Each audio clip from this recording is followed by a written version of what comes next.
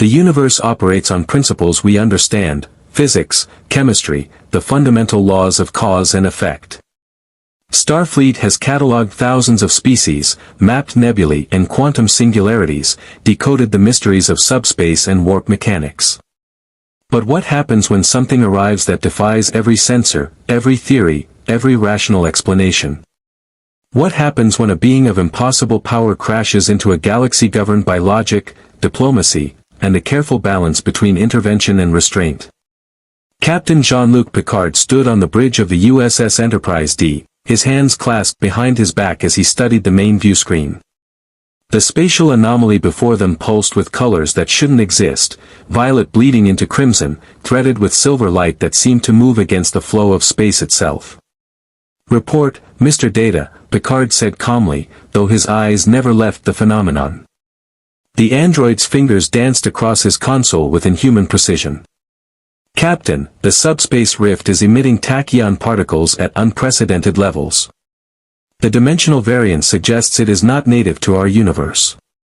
I am detecting gravitational fluctuations that exceed theoretical maximums by a factor of." Data paused, his yellow eyes widening fractionally.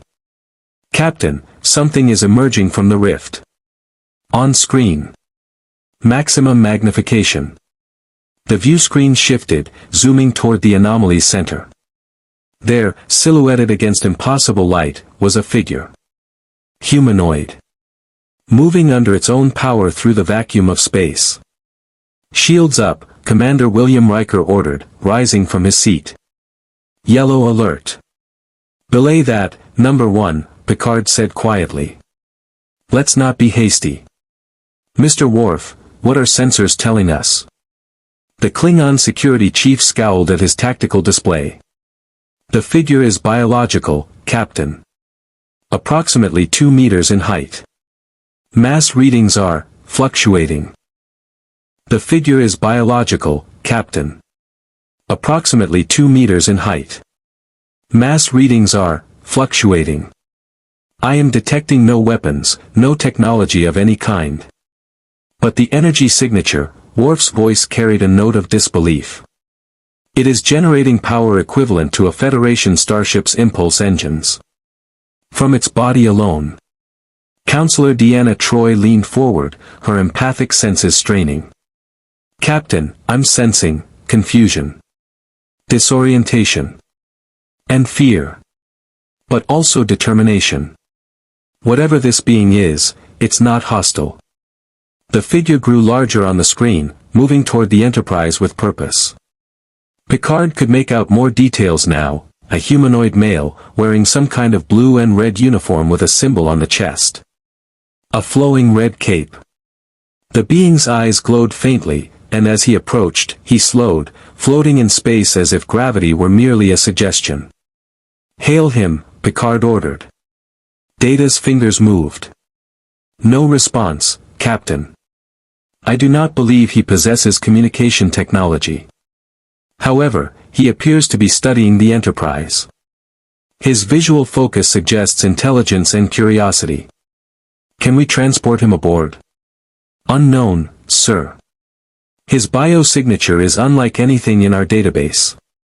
I cannot guarantee transporter lock stability." Picard made his decision. "Open Shuttle Bay 2. Extend an invitation through universal sign language, open bay doors, lights indicating safe passage. Let's see if he understands." The massive doors of Shuttle Bay 2 slid open, interior lights blazing in welcome. The being tilted his head, seemed to consider, then moved forward with fluid grace. He crossed the threshold, and the moment his boots touched the deck, artificial gravity took hold. He stood, cape settling around his shoulders, and looked around the bay with wonder.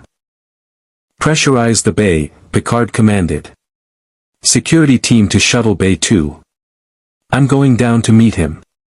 "Captain, I must advise against," Worf began. "Your objection is noted, Mr. Worf. But first contact is what we do. And whoever this is, he just traveled through a dimensional rift without a ship, without a suit, without even the appearance of effort. I don't think a security team will make much difference if he means us harm. Picard entered the shuttle bay flanked by Worf and Data, with Dr. Beverly Crusher following close behind, medical tricorder already scanning. The being stood in the center of the bay, cape stirring slightly in the recycled air.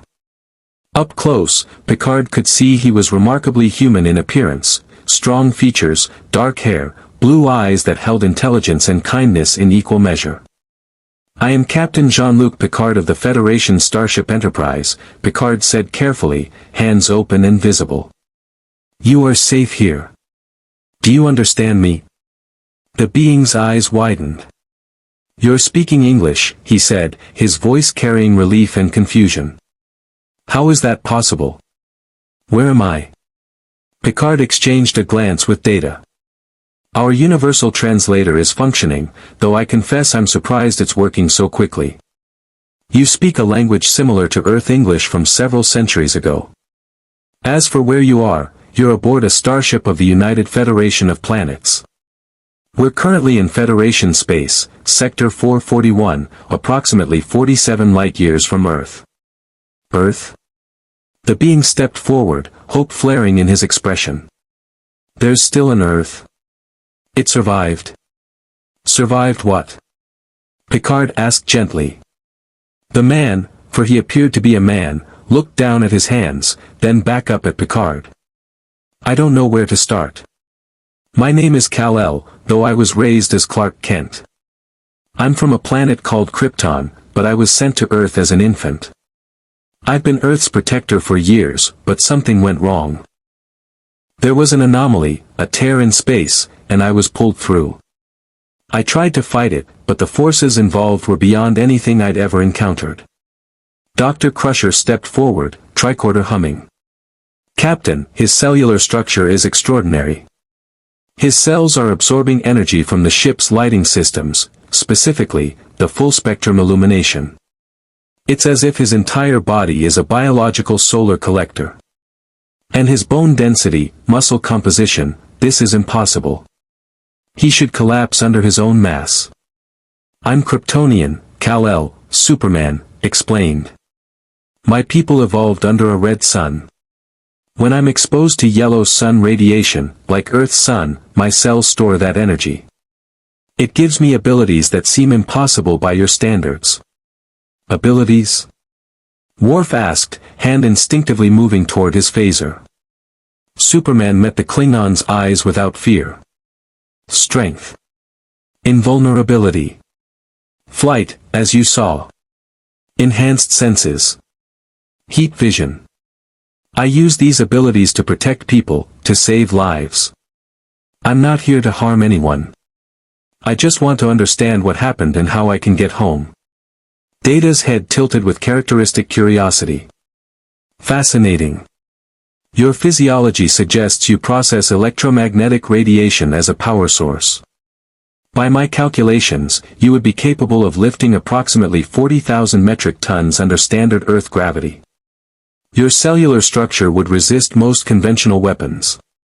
You are, essentially, a living fusion reactor."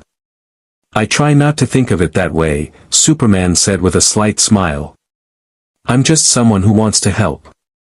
Picard studied this being, this Superman, and saw something he recognized. An idealist. A protector. Someone who carried great power with visible humility. But he also saw the complications.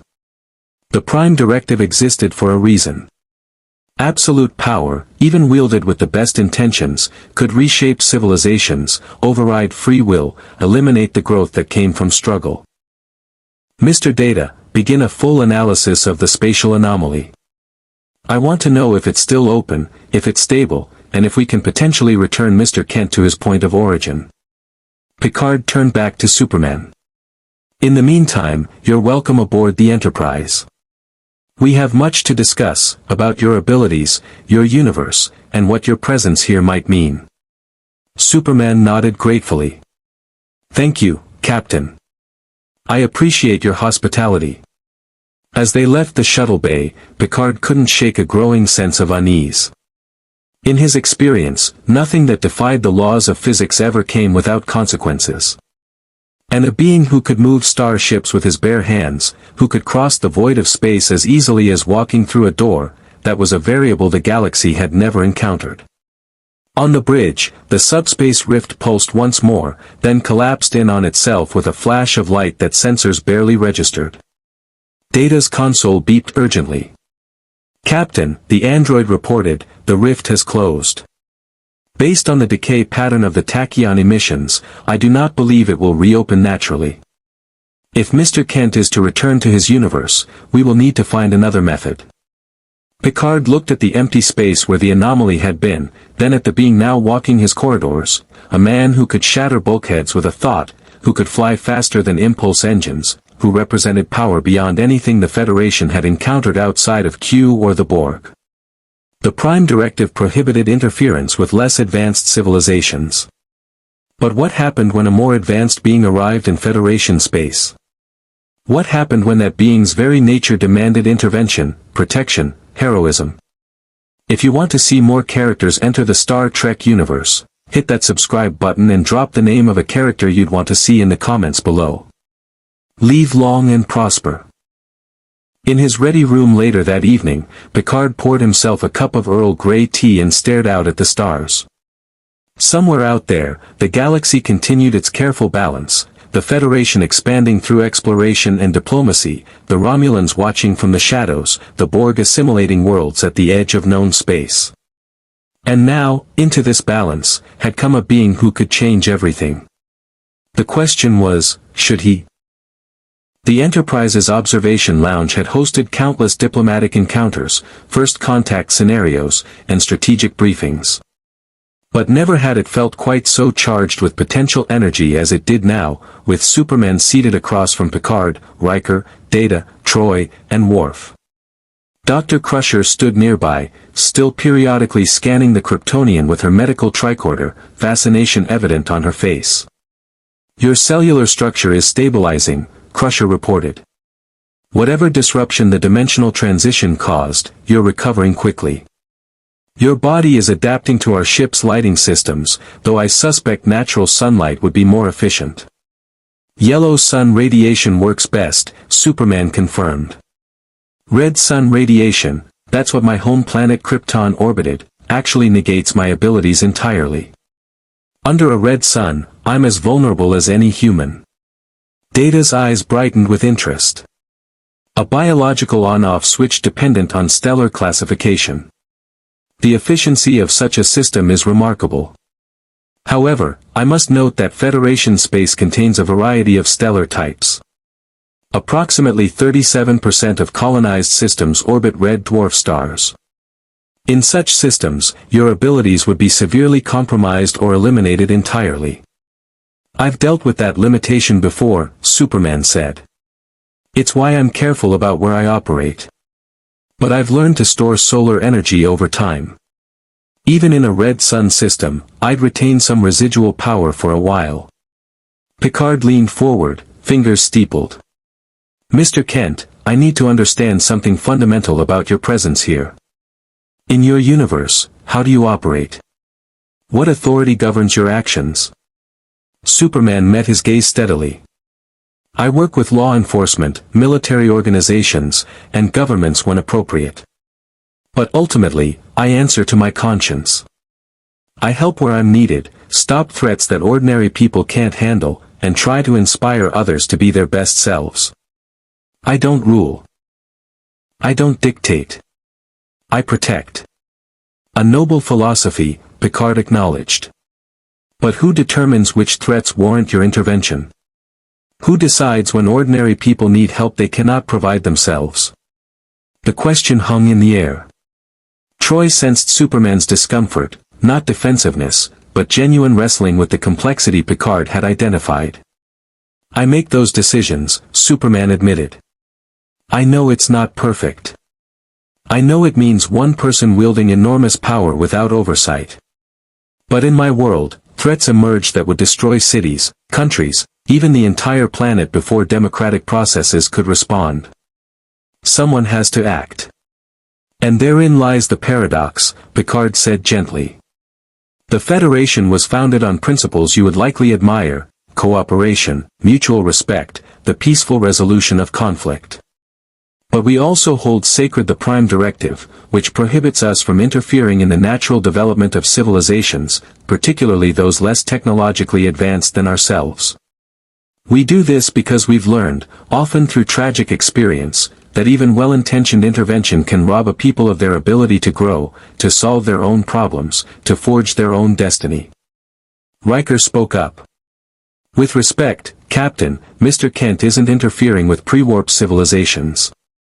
He's operating within his own society, protecting it from extraordinary threats. True, number one. But consider, how would a less advanced civilization view Mr. Kent? As a protector? Or as a god? And more importantly, what happens when that civilization faces a crisis and expects him to solve it? Do they still develop the technology, the social structures, the diplomatic skills they would have forged in adversity? Superman's jaw tightened slightly. I've thought about this. More than you might imagine. There have been times when I've held back, let people struggle, knowing they needed to solve their own problems. But there's a difference between letting a civilization develop naturally and standing by while innocent people die in disasters I could prevent. Is there? Picard challenged. Or is that simply a line we draw to make ourselves comfortable with our choices? Worf growled softly. Captain, perhaps this philosophical debate can wait. We have practical concerns. Mr. Kent's power signature is unlike anything we've encountered.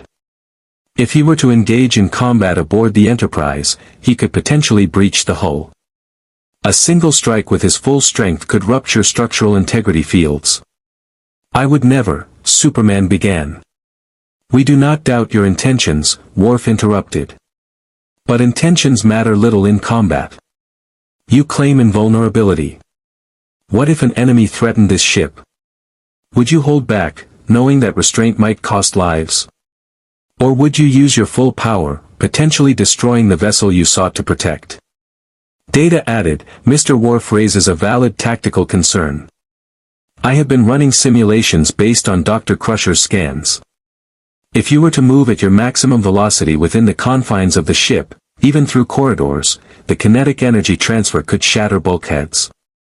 Your heat vision operates at temperatures exceeding 15,000 degrees Celsius, sufficient to compromise duranium alloys. You are, essentially, a weapon of mass destruction contained in humanoid form. I've spent my entire adult life learning control, Superman said, frustration creeping into his voice. I can hear a whisper from miles away, but I don't. I can see through walls, but I respect privacy. I can move faster than sound, but I walk at normal speeds in crowds. Control isn't just what I do, it's who I am. Troi spoke softly, her empathic senses fully engaged. I believe him, Captain. His emotional discipline is extraordinary. There's no aggression, no desire for dominance. Only a genuine commitment to restraint and service. Picard nodded slowly. I don't question your character, Mr. Kent. But character and circumstance don't always align. Let me present you with a scenario. The Enterprise encounters a pre-warp civilization, let's say they've developed basic spaceflight but haven't yet discovered warp technology. This civilization is facing a natural disaster. A meteor is on collision course with their homeworld. Millions will die. Their technology cannot stop it. We, under the Prime Directive, are forbidden from intervening. The disaster is natural, and our interference would irreversibly alter their development. What would you do? Superman didn't hesitate. I'd stop the meteor. Even knowing you'd violated our most fundamental law. Laws that let millions die aren't just, they're cowardice dressed up as principle. The room fell silent. Riker shifted uncomfortably. Worf's hand moved toward his phaser, then stopped. Data observed with clinical interest. Troi felt the clash of worldviews like a physical pressure. Picard's voice remained calm, but firm. And what of the civilization's right to face that disaster on their own terms? What of their scientists, who might have developed a solution that would advance their technology by centuries. What of the cultural evolution that comes from facing extinction and choosing survival? You would rob them of all that to satisfy your need to help. I would save lives, Superman countered. Everything else is secondary. Is it? Picard stood, walking to the viewport. Mr. Kent, the Federation has existed for over 200 years. In that time, we've encountered thousands of civilizations at various stages of development. We've watched some destroy themselves through war, environmental collapse, or technological recklessness. We've watched others transcend their limitations and join the community of spacefaring species. The Prime Directive doesn't exist because we're callous. It exists because we learned that saving a civilization often means destroying it in different, more insidious ways. Superman rose as well, his cape settling around him.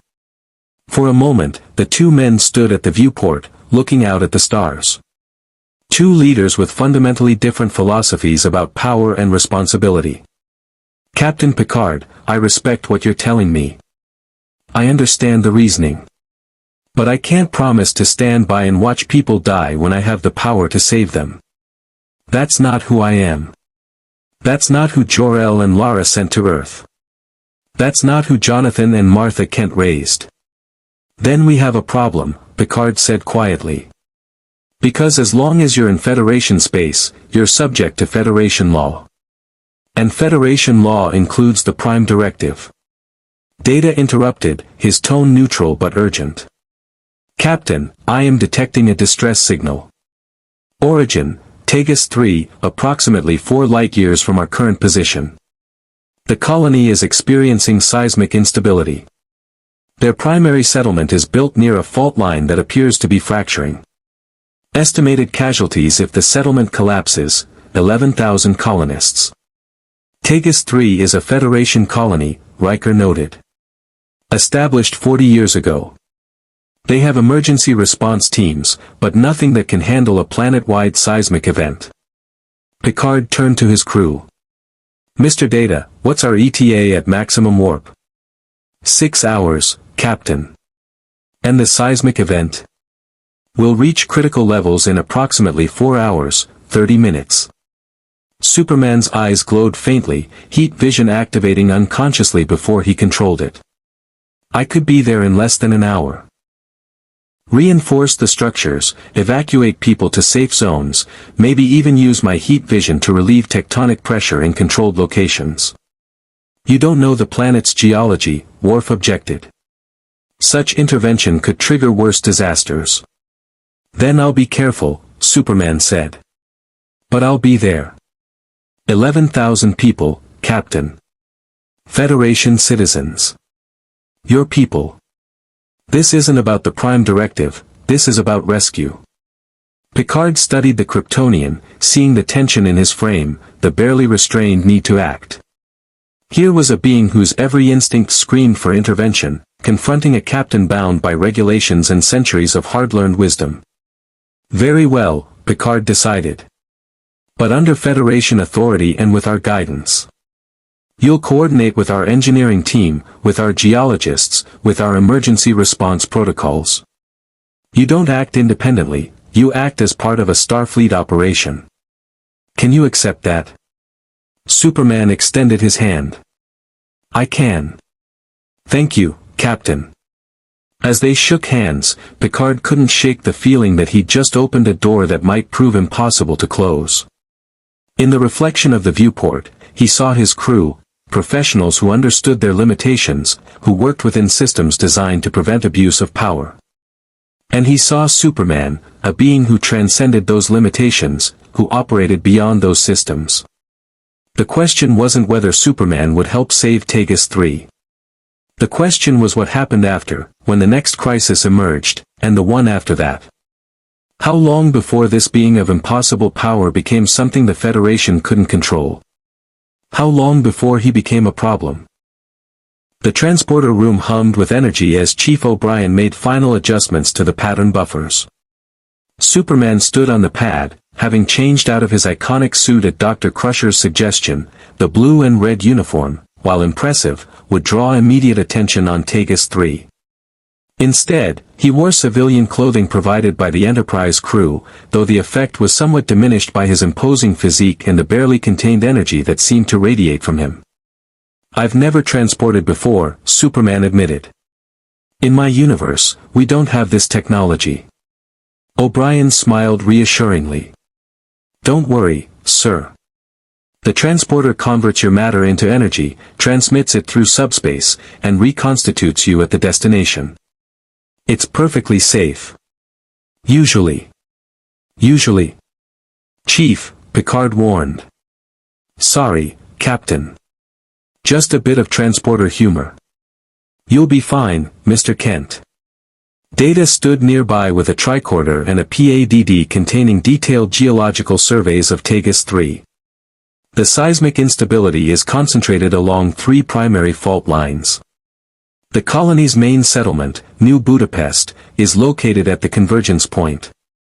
Standard procedure would be to evacuate the population to orbital stations, but the colony lacks sufficient transport capacity. They can evacuate approximately 4,000 people before the event reaches critical mass. Leaving 7,000 trapped, Superman said grimly. What about the Enterprise? Can you beam them up? Riker shook his head. Our transporters have a theoretical maximum of 40,000 people if we used every cargo bay, holodeck, and available space. But at our current distance, we can't establish transporter lock. The planet's electromagnetic interference from the seismic activity is too strong. Which is why we're sending you with an away team, Picard explained. Lieutenant Commander LaForge will coordinate structural reinforcement. Lieutenant Worf will manage evacuation logistics.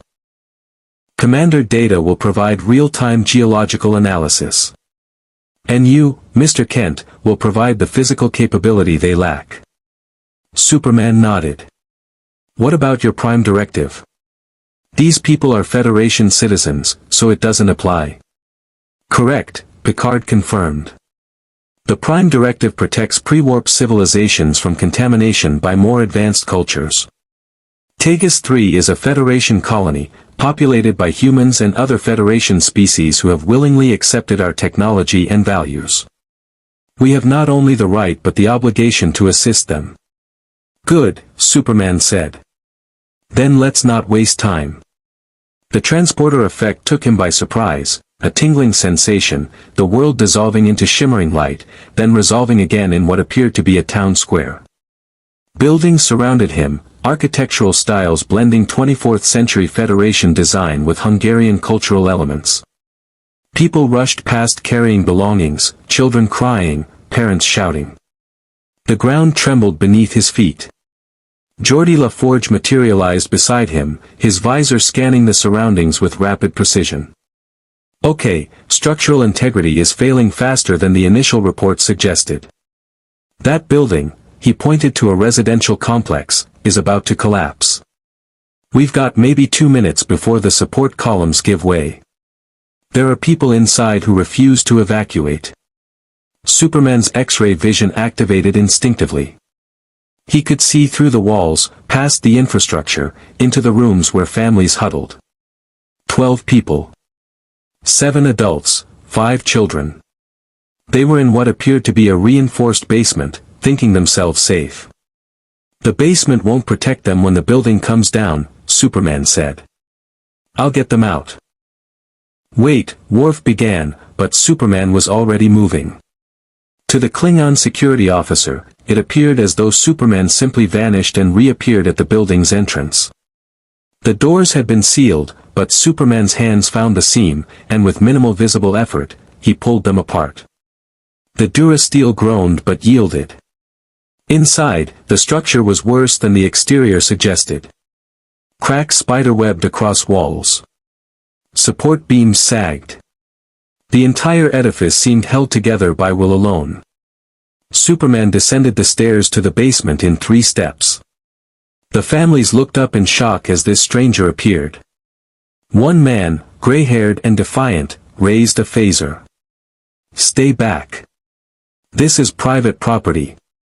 Sir, I'm here to help, Superman said calmly, hands visible and non-threatening. This building is going to collapse in less than 2 minutes. I need to get you and your families to safety. We're not leaving. The government wants our land for some corporate development scheme. They engineered this whole crisis to force us out. Superman's enhanced hearing caught the subtle stress fracture spreading through the support columns. 90 seconds. I don't know anything about land disputes, but I know this building is about to kill you and your children. Please, let me help. The building shuddered. A support beam snapped with a sound like a gunshot. The ceiling began to buckle. Superman moved. His speed wasn't his maximum, that would have created a sonic boom that might have brought the structure down immediately, but it was far beyond human perception. He grabbed the nearest child, a girl of perhaps 6, and carried her up the stairs and outside in less than a second. Back down. 2 more children, 1 under each arm. Up and out. Back down. The adults, shocked into immobility. 4, 5, 6. The building groaned, a death sound of failing metal and stressed materials. The gray-haired man who'd threatened him was last. Superman met his eyes. Your family is safe outside. But we need to go. Now. The man nodded, shame and gratitude warring on his face. Superman grabbed him and ran. They emerged just as the building collapsed behind them, a thunderous cascade of debris and dust. The families stood in the street, staring at the rubble that would have been their tomb, then at the man who'd saved them. The gray-haired man opened his mouth to speak, but Superman was already moving toward the next crisis. Data's voice came through the combadge LaForge had given him. Mr. Kent, the primary fault line is fracturing beneath Sector 7. If it ruptures completely, the resulting earthquake will destroy the remaining 40% of the city. Can you reach the fault line directly? How deep? Approximately 2 kilometers below the surface. Superman looked around, spotted a municipal building with a basement access point, and flew, not dramatically, but in a controlled hover that drew gasps from nearby colonists. He descended through the building, through substructure levels, past utilities and foundations, until he reached bedrock. Then he began to dig. His hands tore through stone like paper. Heat vision melted obstacles. In minutes, he'd created a shaft descending toward the fault line. Geordi's voice crackled through the combadge. Superman, what are you doing? You can't just. Trust me, Superman said. I've dealt with earthquakes before. He reached the fault line and saw the problem immediately with his X-ray vision. The tectonic plates were grinding against each other, building pressure that would eventually release catastrophically. But if he could relieve that pressure gradually, redirect the stress along less populated vectors. Superman positioned himself at the stress point and began to push. Not with his full strength, that would shatter the planetary crust, but with precisely calibrated force, finding the point where resistance met yield. The rock groaned. The plates shifted. Millimeter by millimeter, he redirected the geological forces, channeling energy away from the colony, out toward unpopulated regions. On the surface, Data monitored his tricorder with fascination. Remarkable. He is manually adjusting tectonic movement. The seismic readings are stabilizing. The fault line is calming. Geordi shook his head in disbelief. That's impossible. The forces involved are far within Mr. Kent's capabilities, apparently, Data observed. Though I note his energy expenditure is significant. He cannot maintain this indefinitely. Underground, Superman felt the strain. This wasn't like catching falling buildings or stopping speeding vehicles. This was opposing planetary forces, geological processes that operated on timescales measured in millennia. Sweat beaded on his forehead. His muscles, powered by stored solar energy, began to deplete their reserves. But the fault line was stabilizing. Just a little more. The grinding stopped. The plates settled into a new equilibrium. The pressure, once building toward catastrophe, now distributed across 1,000 small stress points that would release harmlessly over years. Superman flew back to the surface, emerging in the town square where the away team had established a command center. He landed with perhaps less grace than usual, breathing harder than he'd expected. Dr. Crusher materialized with a medical team and immediately began scanning him. Your cellular energy levels have dropped by 30%. You overexerted yourself. I'm fine, Superman said, though he accepted the bottle of water someone handed him. Is the colony safe? Data consulted his tricorder. Affirmative. The seismic threat has been neutralized. You have successfully prevented a disaster that would have claimed thousands of lives. The colonists had begun to gather, staring at this stranger who'd torn through buildings, dove into the earth itself, and held back forces that should have destroyed them all. Someone began to clap. Others joined. Within moments, the square erupted in applause and cheers. Superman smiled awkwardly, unused to such public displays. In his universe, he'd saved countless lives, but there was something different about this moment. These people had no context for beings like him. No history of superheroes or caped crusaders. To them, he wasn't Superman, he was simply an impossible miracle. An elderly woman approached, tears streaming down her face. Thank you, she whispered. My grandchildren were in that building. You saved them. You saved all of us. I'm just glad I could help, Superman said gently. Picard's voice came through the combadge. Away team, prepare for transport. Well done, Mr. Kent. As the transporter effect took hold, Superman saw the faces of the people he'd saved, gratitude, wonder, and something else. Something that made him uncomfortable. Worship. Back aboard the Enterprise, Picard waited in the transporter room. As Superman materialized, the captain's expression was unreadable. You did well, Mr. Kent. 11,000 lives saved, minimal damage to infrastructure, and no casualties. By any measure, this mission was a success. But Superman heard the reservation in Picard's tone. But you also demonstrated precisely what concerns me. You acted independently, made decisions without consultation, and fundamentally altered a natural geological process. What if your intervention causes unforeseen consequences in the planet's long-term tectonic stability? I was careful. I don't doubt your caution. But you're one being, operating on instinct and personal judgment.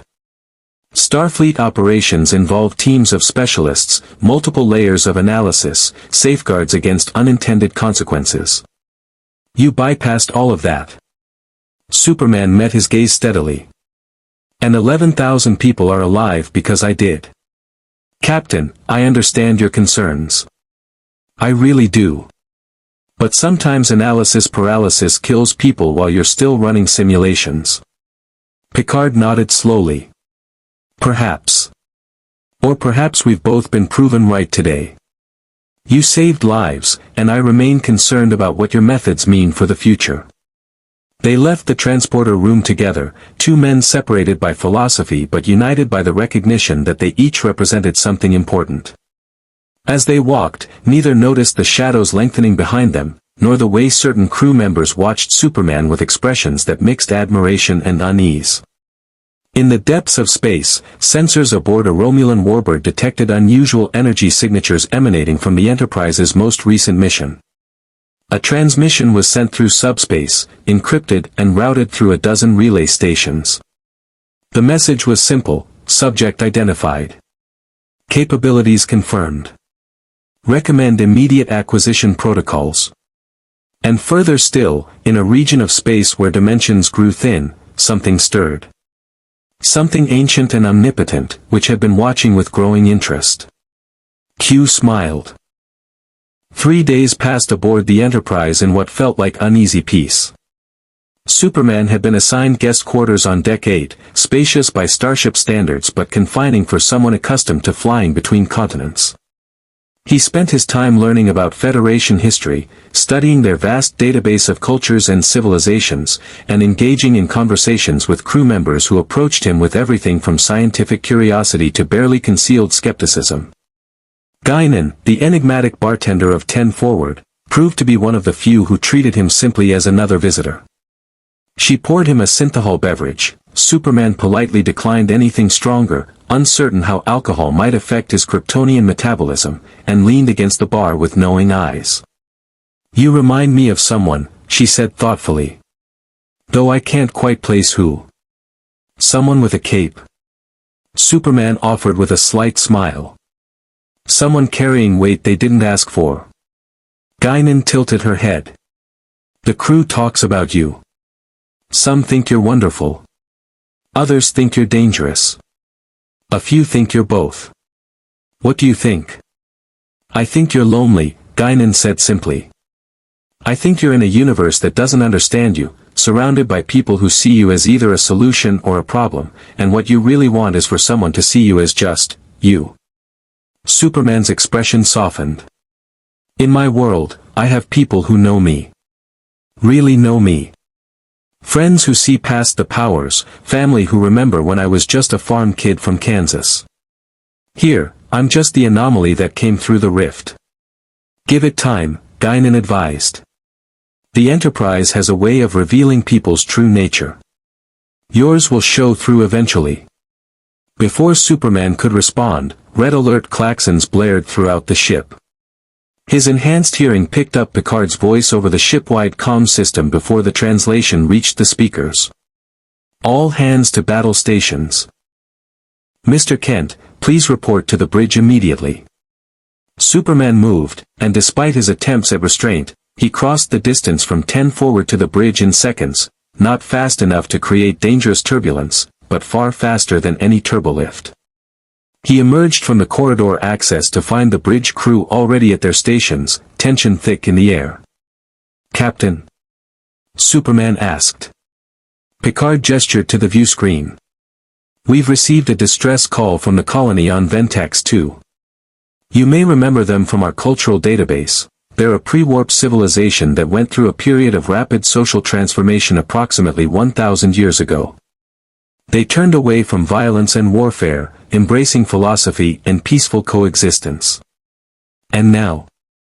Superman sensed where this was going. Data provided the answer. Approximately 14 hours ago, an entity claiming to be Ardra, a devil figure from Ventaxian mythology, appeared on the planet's surface. She is demanding that the Ventaxians honor an ancient contract, supposedly signed 1,000 years ago, granting her ownership of the entire planet and its population in exchange for a millennium of peace. Riker added, "The Ventaxians are terrified. Their entire culture is built on rational thought and scientific principles, but this being is demonstrating abilities that seem to validate their ancient superstitions. She's creating illusions, appearing and disappearing at will, even demonstrating knowledge of events that should be impossible for her to know." Superman's jaw tightened. Someone's taking advantage of these people's beliefs to enslave them. "So it would appear," Picard agreed. "The Ventaxian government has requested Federation arbitration. Since they are a pre-warp civilization, the Prime Directive technically applies. However, the situation is complicated by the presence of this Ardra and her apparent technological capabilities. Captain, with respect, this seems straightforward." Superman said. "Someone is using technology to impersonate a mythological figure and terrorize an entire planet. We stop her, expose the deception, and free these people." "Straightforward?" Picard raised an eyebrow. "Mr. Kent, what if the Ventaxians need to solve this problem themselves? What if our intervention, or yours, robs them of the opportunity to overcome their own superstitions through reason and evidence? What if they can't?" Superman countered. "What if this Ardra is too powerful for them to resist? Do they deserve enslavement because we're too principled to help?" Worf spoke up from tactical. "Captain, I am detecting unusual energy signatures from Ventax 2. The readings are consistent with cloaked ships in orbit. 3 vessels, possibly Romulan configuration. The pieces clicked together in Picard's mind. The Romulans are interested in Ardra's technology. Or perhaps in Ardra herself. Then we need to move quickly, Superman urged. Before this situation escalates into something worse. Picard considered for a moment, then made his decision. Mr. Data, you and I will beam down to meet with the Ventaxian government and observe Ardra's claims firsthand. Mr. Worf, maintain yellow alert and monitor those cloaked vessels. If they make any aggressive moves, notify me immediately. And me? Superman asked. You will remain aboard the Enterprise, Picard said firmly.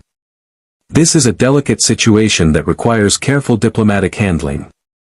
Your presence, a being with superhuman abilities appearing before a pre-warp civilization, would only complicate matters. Superman's eyes flashed with frustration. Captain, if this Ardra is using technology to deceive these people, I can help expose her. I can see through deceptions, hear frequencies humans can't, detect hidden devices. You can also fly, shoot fire from your eyes, and bend steel with your bare hands, Picard interrupted. To the Ventaxians, you would appear as miraculous as Ardra herself. We cannot fight one deception by introducing another. It's not a deception. I'm real. Are you? Picard challenged. To them, what's the difference between a technological trick and a biological impossibility? Both defy their understanding of natural law. Both would inspire fear or worship rather than rational thought. The bridge fell silent. Superman stood rigid, every instinct screaming at him to act, to help, to save people from exploitation. But Picard's logic, however frustrating, carried weight. I understand your position, Superman said finally. But if things go wrong down there, if you need help, I'm coming whether you authorize it or not. Picard nodded. Noted. Mr. Data, with me. The captain and android transported down to Ventax 2, leaving Superman standing on the bridge beside Riker. The first officer offered a sympathetic smile. He's not trying to sideline you, you know. The Prime Directive isn't about being callous. It's about respecting a civilization's right to develop without external interference. Even when that development is being hijacked by a con artist? Superman asked. Even then, sometimes. Because if we solve every problem for them, what do they learn? How do they grow? Superman moved to the viewport, looking down at Ventax 2. In my world, there was a crisis, a dictator who'd enslaved his people for decades. I could have overthrown him in minutes. But I held back, worked with local resistance movements, gave them resources and support but let them lead their own revolution. When they finally won, it wasn't because Superman saved them. It was because they saved themselves. Riker's expression showed approval. That sounds like something Captain Picard would do. But there were people who died during that revolution, Superman continued, his voice heavy. People I could have saved if I just acted faster, more decisively. I think about them sometimes. Wonder if I made the right choice. That's the burden of command, Riker said quietly. The knowledge that every decision has consequences, and some of those consequences mean good people suffer. On the planet's surface, Picard and Data materialized in the Ventaxian Council chambers. The room was circular, with tiers of seating arranged around a central platform. Ventaxian officials occupied the seats, their faces showing fear and uncertainty. And on the central platform stood Ardra. She was striking, humanoid, with dark hair and eyes that sparkled with confidence and cruelty. Her clothing was elaborate, theatrical, designed to evoke the demonic imagery of ancient Ventaxian mythology. When she spoke, her voice carried preternatural authority. Ah, Captain Picard of the Federation. I wondered when you would arrive to witness my triumph. Ardra smiled, revealing perfect teeth. You're too late, of course. The contract is binding. Ventax 2 belongs to me now. Contracts require mutual consent, Picard said calmly. and evidence of legitimate authority to negotiate. I'm here to examine your claim. My authority? Ardra laughed, and thunder rolled across clear skies outside. Very well. Let me demonstrate. She vanished in a flash of light, then reappeared behind Picard. Before Data could react, she was on the opposite side of the chamber. Another flash, and she stood beside the Ventaxian head of state, her hand resting possessively on his shoulder. I can command the elements, Ardra declared. The lights flickered. The ground trembled. I know the secrets of your past, Captain. Shall I share them with this assembly? Shall I tell them about the Borg, about your assimilation, about the nightmares you still have when you... Parlor tricks, Picard interrupted. Transporter technology, seismic generators, and data theft. Impressive theater, but hardly evidence of supernatural power. Ardra's smile faltered slightly. You doubt me? Then perhaps you need a more personal demonstration. She gestured, and suddenly the chamber transformed. The Ventaxian officials disappeared, replaced by drone alcoves. Picard stood on a Borg cube, surrounded by the mechanical horror of the collective. A voice, his own voice, distorted, echoed through the space. I am Locutus of Borg. Resistance is futile. Data's positronic brain processed the illusion instantly. Holographic projection, Captain. Sophisticated, but fundamentally artificial. Do not be deceived.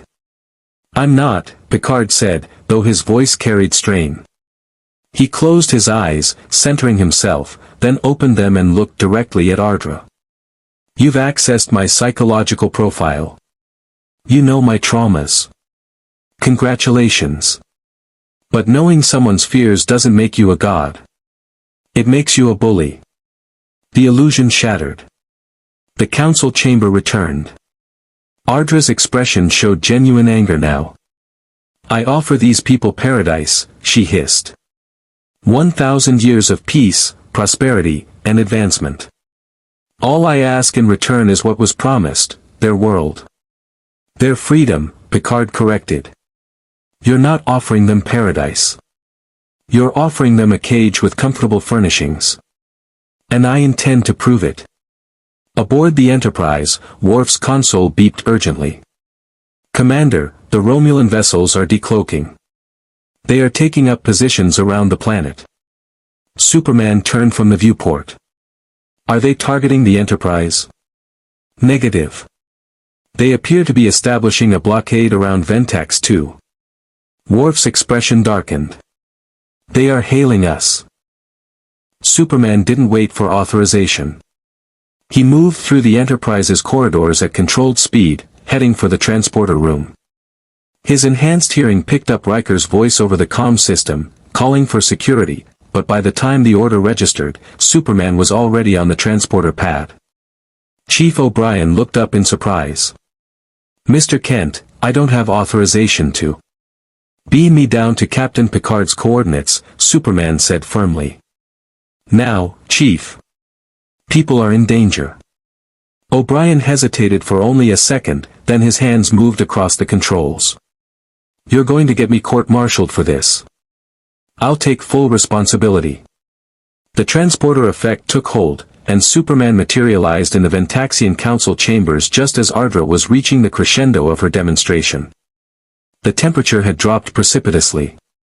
Frost formed on the walls. The Ventaxian officials huddled together, terror written on their faces. Picard stood his ground, but even his legendary composure showed cracks. Then Ardra saw Superman. For just a moment, her theatrical confidence wavered. Here was something she hadn't accounted for, a variable outside her research, outside her planning. A man in civilian clothes who'd appeared without transporter signature, standing with perfect stillness while chaos raged around him. Who are you? Ardra demanded, masking her uncertainty with aggression. Someone who's dealt with people like you before, Superman said calmly. He turned to Picard. Captain, I know you ordered me to stay on the ship. But I couldn't stand by while this happened. Picard's jaw tightened, but before he could respond, Ardra laughed. Another Federation lapdog, come to challenge a god. Very well. Let me show you what happens to those who oppose Ardra. She gestured dramatically, and lightning lanced down from the ceiling, real lightning this time, not holographic, drawn from the atmospheric ionization her technology had created. The bolt struck Superman directly, 1,000,000 volts of electrical fury that would have vaporized any human being. Superman didn't even flinch. The electricity played across his body, absorbed harmlessly by cells designed to process stellar radiation. When the lightning faded, he stood unchanged, his expression more disappointed than angry. Is that it? He asked. Ardra's eyes widened. She gestured again, and this time the floor beneath Superman opened, a transporter effect, trying to beam him into space or some other lethal environment. But Superman's unique physiology, his dense molecular structure and bioelectric field, disrupted the pattern lock. The transporter effect stuttered and failed. Interesting technology, Superman observed. Atmospheric processors to create weather effects. Transporter systems hidden throughout the building. Holographic projectors for your illusions. And you've hacked into Federation databases to research psychological profiles. It's elaborate. But it's just technology. Just technology. Ardra's composure was cracking now. I have conquered worlds with this technology. You've conquered people's fear, Superman corrected. There's a difference. Data had been scanning continuously, his tricorder finally identifying the source of Ardra's capabilities. Captain, I have located her control systems. There is a cloaked vessel in low orbit, coordinating all of her apparent abilities. If we disrupt the connection. Ardra moved with desperate speed, producing a small device from her robes and activating it. Suddenly, force fields sprang up around the Ventaxian officials, trapping them in translucent energy cages. One more step, android, and I'll decompress these chambers. Your officials will suffocate in seconds. Picard raised his hands in a calming gesture. Ardra, this has gone far enough. Release them, and we can negotiate. Negotiate? Ardra's voice rose to a shrill pitch. I don't negotiate. I am Ardra. I am. Superman disappeared. To everyone in the chamber, he simply vanished. No transporter effect, no flash of light. One instant he was standing beside Picard, the next he was gone. Ardra spun around, searching for him, her confidence now fully replaced by panic. Then the building shuddered. A sonic boom echoed across the city. And in orbit, the cloaked vessel that had been coordinating Ardra's technological miracles suddenly lost power. Its systems went dark. Its shields collapsed. Superman descended through the council chamber's ceiling, not breaking through it, but phasing through the gaps in the molecular structure with such precision that he left no damage. In his hands, he carried a collection of sophisticated computer cores and control systems, still sparking with residual energy. Looking for these? He asked, setting them on the floor before Ardra. Without her ship's support, Ardra's remaining devices flickered and failed. The force fields around the Ventaxian officials collapsed. The atmospheric effects ceased. The temperature returned to normal. She stood revealed as what she truly was, a con artist whose props had just been removed. How did you? Ardra stammered. I flew up to your ship, disabled its systems, and retrieved your control hardware, Superman explained simply. It took about 15 seconds. Your cloaking device was sophisticated, but I could see through it with X-ray vision. The ship itself was surprisingly fragile, your crew abandoned it when they saw me coming. Picard stepped forward, his expression carefully neutral despite the flagrant violation of his direct orders. Ardra, or whatever your real name is, you are under arrest for fraud, attempted extortion, and violations of Federation law regarding the exploitation of pre-warp civilizations. Mr. Worf, please have a security team beamed down to take her into custody.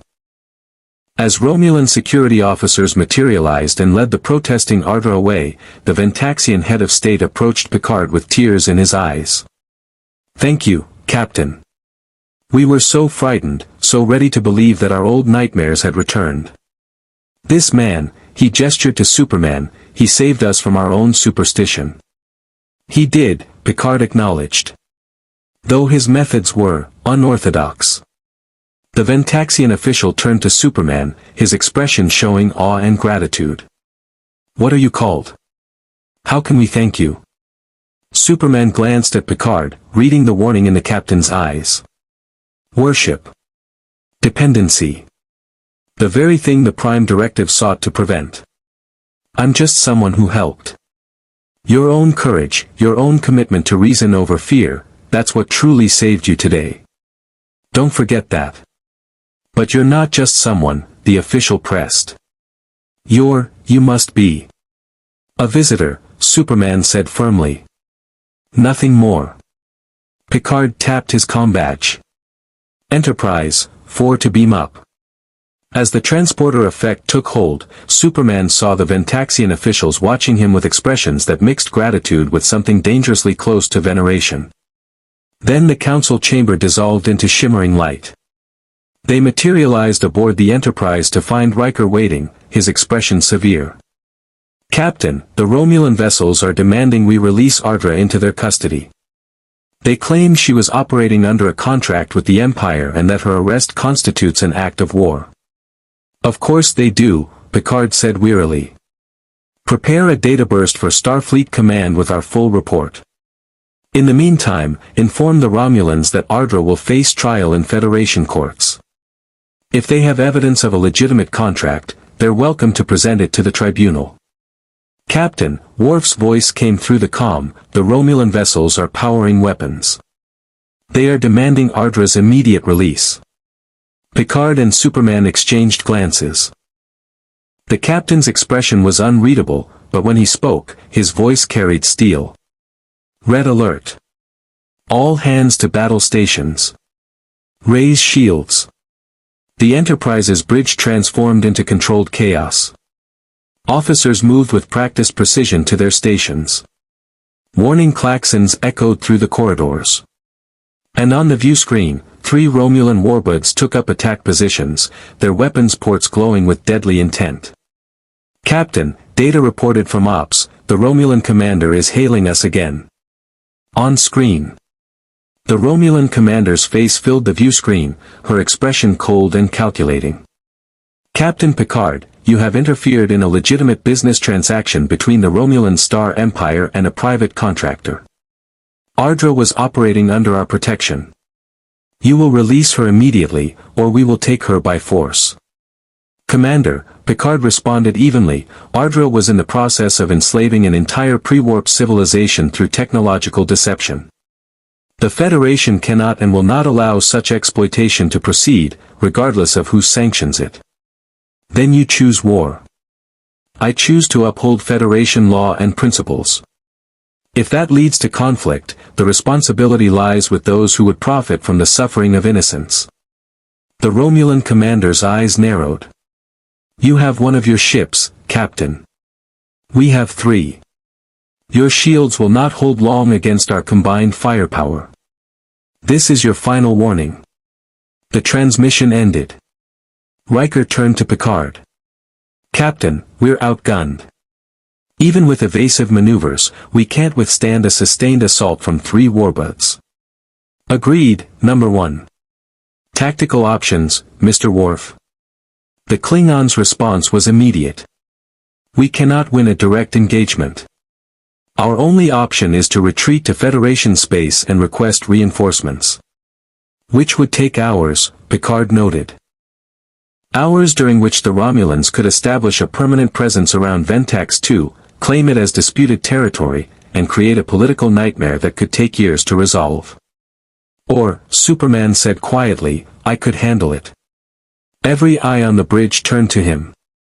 Picard's expression showed the internal conflict, the captain who'd spent days arguing against the use of absolute power, now facing a situation where that power might be the only solution.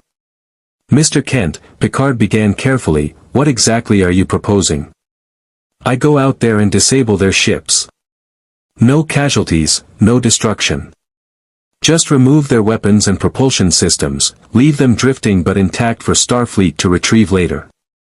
You would engage 3 Romulan warbirds single-handedly. Worf's tone mixed skepticism with grudging respect. I've fought in space before, Superman confirmed. No atmosphere, extreme radiation, zero gravity, none of it affects me. And I'm fast enough to disable all 3 ships before they can target me effectively. Riker shook his head. Even if you could do it, and I'm not saying you can't, the political ramifications would be staggering. A single being destroying Romulan military vessels. The Empire would consider it an act of war on a scale we've never seen. I wouldn't destroy them, Superman insisted. Just disable them. The distinction may not matter to the Romulans, Picard said. He moved to the ready room, gesturing for Superman to follow. Once the door closed behind them, he turned with an expression that showed years of command experience and hard-earned wisdom. Mr. Kent, I understand your desire to help. And I won't deny that your intervention on Ventax 2 saved lives and exposed a dangerous criminal. But what you're proposing now goes beyond rescue operations. You're talking about engaging in military action against a hostile power. To prevent a war, Superman countered. Or to start one, Picard replied. Consider what happens if you disable those ships. The Romulan Empire sees a being of godlike power operating as a Federation asset. They assume we've been hiding you, developing you as a weapon. They escalate. Suddenly every Romulan ship is under orders to fire on sight at any anomalous readings. The Cold War we've maintained for decades ignites into open conflict. Superman looked out the ready room viewport at the Romulan warbirds. So what's the alternative? Let them attack. Let your crew die because I was too worried about political consequences. The alternative, Picard said quietly, is that we find a way to resolve this that doesn't involve either violence or miraculous intervention. We use diplomacy, we use strategy, we use the tools that civilizations develop when they can't rely on a savior to solve their problems. And if those tools fail? Picard met his gaze steadily. Then we fail. But we fail as Starfleet officers, following our principles, rather than succeeding through methods that betray everything the Federation stands for. Before Superman could respond, Data's voice came through the comm, Captain, the Romulan vessels are firing. The Enterprise shuddered as disruptor fire splashed against its shields. Picard and Superman rushed back onto the bridge, where the viewscreen showed emerald energy lancing through space from all 3 Romulan warbirds. The tactical display painted a grim picture, the Enterprise surrounded, taking fire from multiple vectors simultaneously. Shields holding at 87%, Worf reported. But they are concentrating fire on our aft quarter. If they maintain this pattern, they will breach our shields in approximately 4 minutes. Evasive maneuvers, pattern Delta, Picard ordered. Return fire, phasers only. Target their weapons arrays, disable if possible. The Enterprise banked hard, its impulse engines straining as it maneuvered through the coordinated assault. Phaser arrays fired with precision, striking one warbird's forward weapons port. The Romulan ship's shields flared but held. Minimal damage to their systems, Worf growled. Their shields are rotating frequencies to compensate for our phaser harmonics.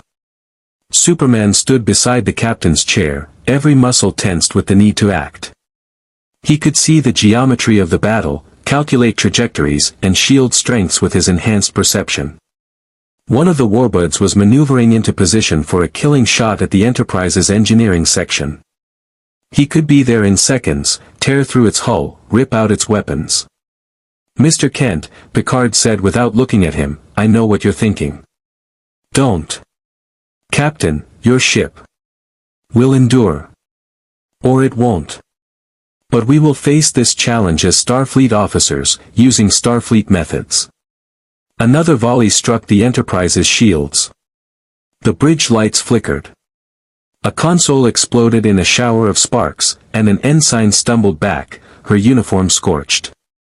Dr. Crusher would already be mobilizing medical teams for casualties throughout the ship. Data's fingers moved across his console with superhuman speed. "Captain, I am detecting a pattern in the Romulan attack vectors. They are attempting to force us toward the planet's gravity well. If we are drawn too close to Ventax 2's atmosphere, our maneuverability will be severely compromised." "They're hurting us," Riker realized. Classic Romulan pack tactics. Picard studied the tactical display, his mind racing through options. "Mr. Data, can we use the planet's gravity to our advantage? A slingshot maneuver perhaps? Possible, but risky.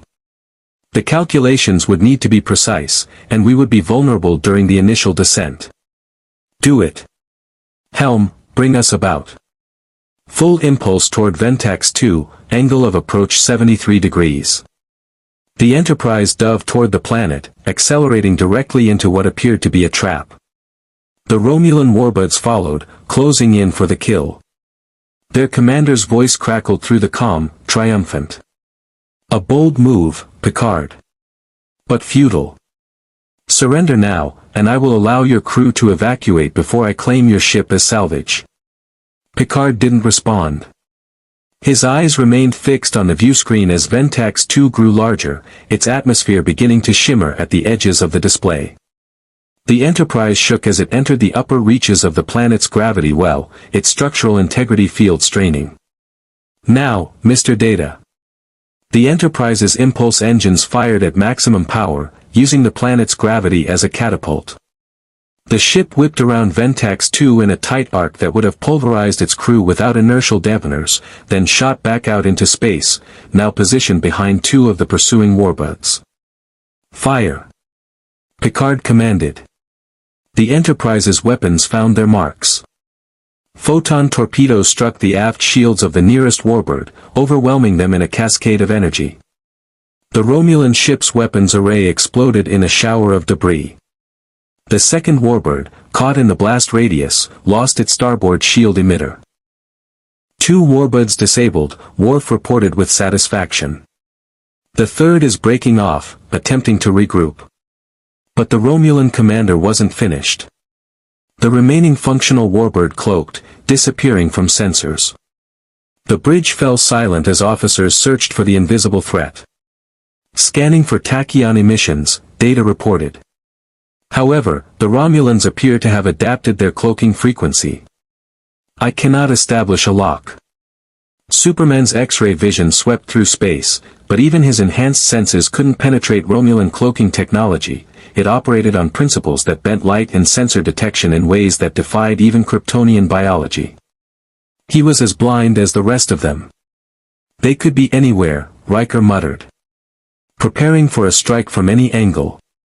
Counselor Troi closed her eyes, her empathic abilities reaching out.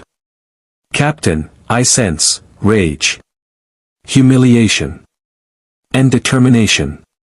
The Romulan commander isn't retreating. She's planning something desperate." "Desperate how?" Picard asked.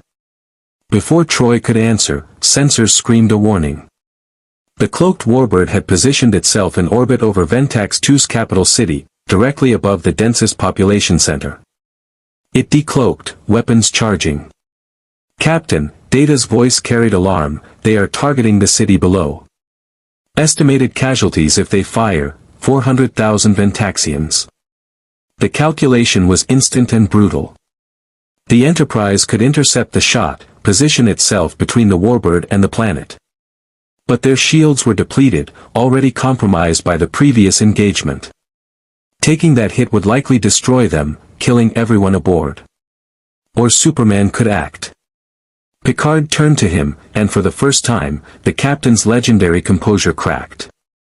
Not with fear, but with the terrible recognition that all his principles, all his philosophy, had just collided with an impossible choice. "Mr. Kent," Picard said quietly, "I cannot order you to act. You're not Starfleet. You're not under my command. But if you're going to do something, do it now." Superman was already moving. He crossed the bridge in a blur and struck the wall, not breaking through, but triggering the emergency ejection sequence for the maintenance airlock. The outer door blew open, explosive decompression creating a tunnel to space. Force fields sealed behind him as he flew through, and then he was in the void. Space hit him with familiar cold and radiation.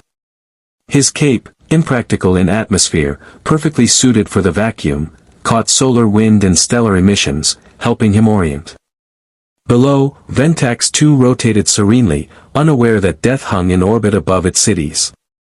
The Romulan warbird was charging weapons, its disruptor banks glowing with lethal energy. Superman could see the crew inside through the hull, Romulan officers at their stations, following orders, believing they served their empire's interests. The commander stood at the center of the bridge, her face set with determination. He could destroy the ship. One punch through the hull, one burst of heat vision into the weapons systems. But those were people, following orders, caught in a conflict they might not even understand. Instead, Superman flew. He positioned himself directly between the warbird and the planet below, spread his arms wide, and waited. His enhanced hearing picked up the Romulan crew's confused shouts as their sensors detected his presence. The commander's voice, transmitted through space by the ship's external communications array, reached him. "Move aside, or be destroyed with them." Superman didn't move. The warbird fired. Disruptor energy, enough to level a city, to boil oceans, to crack continents, struck Superman directly. It was more powerful than anything he'd faced in his own universe, energy that operated on quantum principles designed to tear apart molecular bonds at the subatomic level. It hurt. Superman gritted his teeth as the beam hammered against him. His cells, adapted to process yellow sun radiation, struggled to absorb and dissipate energy of this exotic nature. His skin burned. His vision blurred. But he held position, his body absorbing the entire discharge, preventing even a fraction of that destructive power from reaching the planet below. Aboard the Enterprise, the crew watched in stunned silence as sensors registered the impossible, a biological entity withstanding weapons fire designed to destroy starships. "His cellular cohesion is holding," Data reported, wonder in his synthesized voice. "Though the energy expenditure is extreme. He cannot sustain this indefinitely." The disruptor beam cut off. The Romulan warbird's weapons needed to recharge. And in that moment of pause, Superman moved. He didn't destroy the ship. Instead, he flew to its weapons arrays and began to systematically dismantle them. His hands tore through duranium plating, his heat vision melted control systems, his speed let him work faster than the crew inside could respond. Within seconds, every weapons port, every torpedo launcher, every disruptor bank lay in ruins, floating debris that posed no threat to anyone. Then he moved to the ship's impulse engines and did the same. Not enough damage to cripple life support or destabilize the core, but enough to leave the warbird drifting, helpless, waiting for rescue. The Romulan commander appeared on the view screen that Superman could see through the bridge viewport. Her expression had transformed from determination to shock to something approaching awe and terror. "What are you?" she whispered. Superman didn't answer. He simply flew back toward the Enterprise, leaving the disabled warbird behind. As he re-entered through the maintenance airlock, the crew had already repressurized the corridor. Picard waited there, along with Dr. Crusher, who immediately began scanning him with her medical tricorder. "You're injured," she said urgently. "Your cellular structure has been damaged at the molecular level. You need immediate medical attention." "I'll heal," Superman said, though his voice carried exhaustion. "Your son, the ship's lighting, it's already helping." Picard studied him for a long moment. "You saved 400,000 lives. And you did it without killing anyone, without destroying that ship. You showed restraint even when facing lethal force.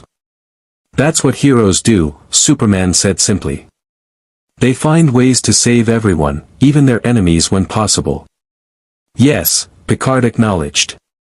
"But Mr. Kent, do you understand what you've just revealed?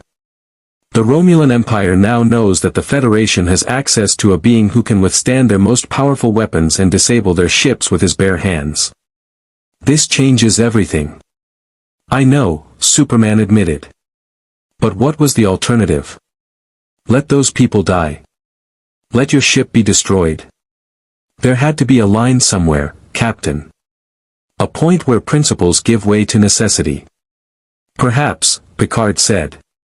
Or perhaps we've just taken the first step down a path that leads somewhere neither of us wants to go. Before the conversation could continue, the bridge crew's excited chatter filtered through the comm. Data's voice rose above the others. Captain, I am detecting a massive energy signature. Source unknown. It is, the android paused, which almost never happened. Captain, it appears to be omnipotent in nature. A flash of light filled the corridor, and suddenly a figure stood between Picard and Superman. He wore the uniform of a Starfleet captain, but his bearing, his expression, the barely contained power that radiated from him, marked him as something far beyond human. Q smiled, his expression mixing amusement and genuine interest.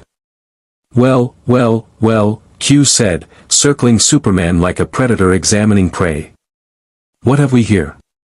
A being who can fly through space, withstand weapons that would vaporize starships, and dismantle Romulan warbirds with his bare hands. Jean-Luc, you've been holding out on me. When did the Federation start recruiting gods? Picard's expression hardened. Q, this is neither the time nor the place for your games. Games? Q's smile widened. Oh, Jean-Luc, I'm not here to play games. I'm here because something genuinely interesting has finally happened in this dreary corner of the universe. A being of power, operating in a realm of science and reason. A hero, testing whether his absolute power can coexist with your precious Federation principles.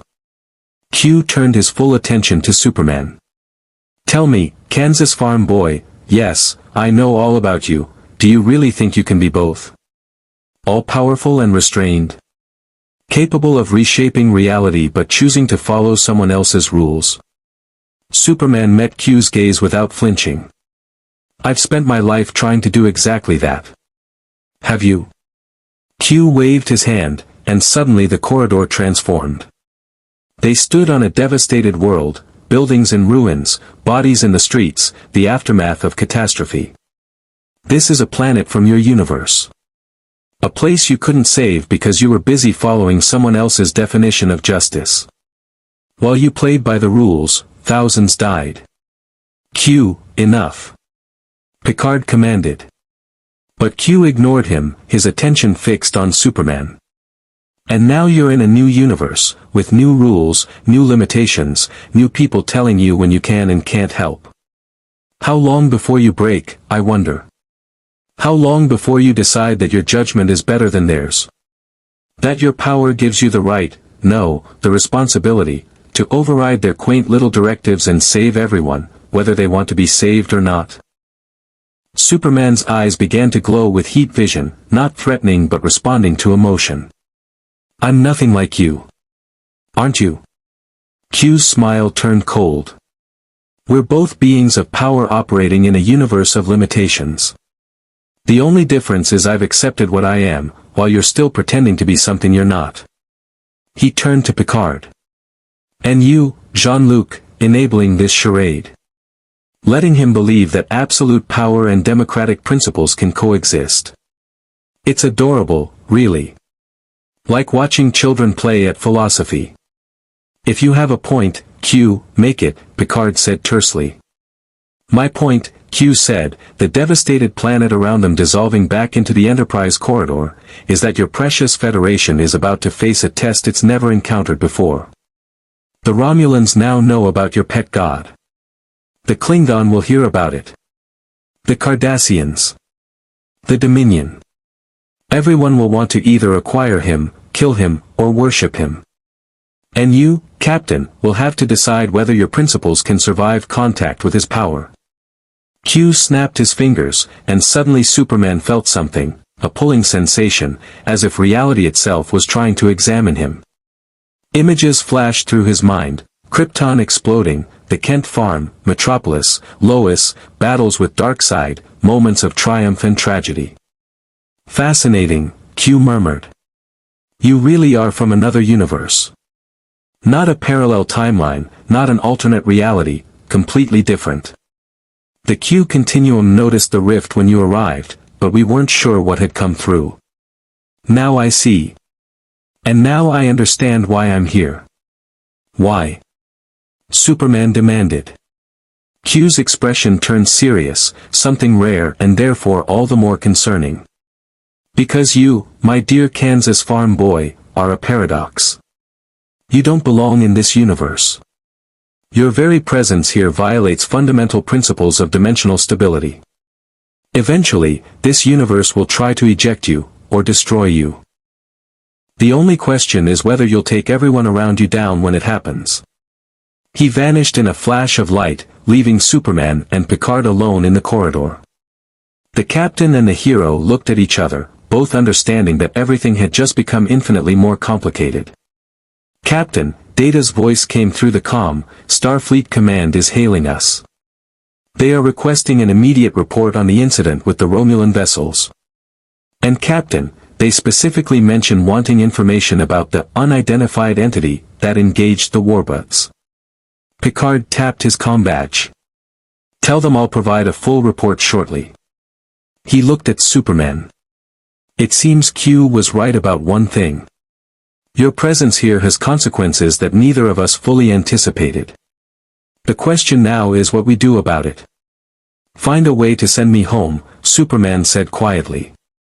Before those consequences hurt innocent people. Perhaps, Picard agreed. But first, we need to deal with the chaos you've already created. The briefing room felt smaller than usual, crowded not with bodies but with tension. Picard sat at the head of the table, reviewing the preliminary reports on his PADD while his senior staff settled into their seats. Superman stood near the viewport, deliberately positioning himself outside the circle, present but not presuming membership in Starfleet's command structure. The Romulan Star Empire has lodged a formal protest with the Federation Council, Picard began without preamble. They claim we deployed an unauthorized weapon of mass destruction against their vessels. Starfleet Command has ordered us to proceed immediately to Starbase 73 for a full inquiry. A weapon? Riker's voice carried indignation. Mr. Kent saved 400,000 Ventaxian lives and disabled those warbirds without killing a single Romulan. Intent is irrelevant to the Romulans, Worf said. They see only that we possess a tactical asset capable of neutralizing their military superiority. They will respond accordingly. Data's fingers moved across his PADD. I have been monitoring subspace communications. The Romulan Senate has entered emergency session. Additionally, I am detecting increased military activity along the neutral zone. 7 warbird squadrons have been deployed to forward positions. They're preparing for war, Troy said softly, her empathic senses reading the emotional undercurrents in the room. And they're not the only ones. I'm sensing fear throughout the ship. The crew is wondering what happens if Mr. Kent decides Starfleet's rules don't apply to him. Superman turned from the viewport, his expression pained. I would never. We know, Picard said firmly. But perception shapes reality, Mr. Kent. The Romulans perceive you as a Federation weapon. Our own crew, despite witnessing your restraint, wonders what limits actually exist on your power. And Starfleet Command perceives a potential crisis that could destabilize the entire Alpha Quadrant. Geordi LaForge spoke up from his position at the table.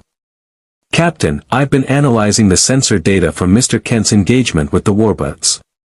His energy signature is unlike anything in our database. It's not technology, not conventional biology, not even something we can properly classify. When he absorbed that disruptor blast, he was converting exotic energy into a form his body could process. That's theoretically impossible according to every principle of physics we understand. Yet he did it, Data observed. Which suggests our understanding of physics is incomplete. Mr. Kent represents not merely an individual of great power, but a challenge to our entire scientific framework. And that, Picard said, is what truly concerns Starfleet Command. Not just what you can do, Mr. Kent, but what your existence implies about the nature of reality itself. Before Superman could respond, the ship's computer announced an incoming transmission, Priority 1, Starfleet Command. Picard accepted it, and Admiral Elena Nechayev's stern face filled the view screen at the head of the table. Captain Picard, I've reviewed your initial report. I find it almost impossible to believe. I assure you, Admiral, every word is accurate. Mr. Kent's capabilities are exactly as described. Nechayev's eyes shifted to Superman. Mr. Kent, I am Admiral Nechayev, Starfleet Command. I need to understand what we're dealing with. Are you a biological entity, an energy being, or something else entirely? I'm Kryptonian, Admiral, Superman said. A biological humanoid whose cells process solar radiation in ways that grant enhanced abilities. In my home universe, I'm considered a hero. Here, I'm just trying to find a way back. Your intentions may be noble, but your presence creates problems that extend far beyond your personal situation. The Romulan Empire is mobilizing. The Klingon High Council has requested information about you. We're even receiving inquiries from the Cardassian Central Command.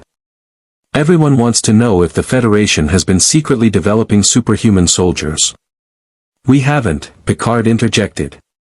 Mr. Kent arrived through a dimensional anomaly entirely beyond our control. Can you prove that? Nechayev challenged.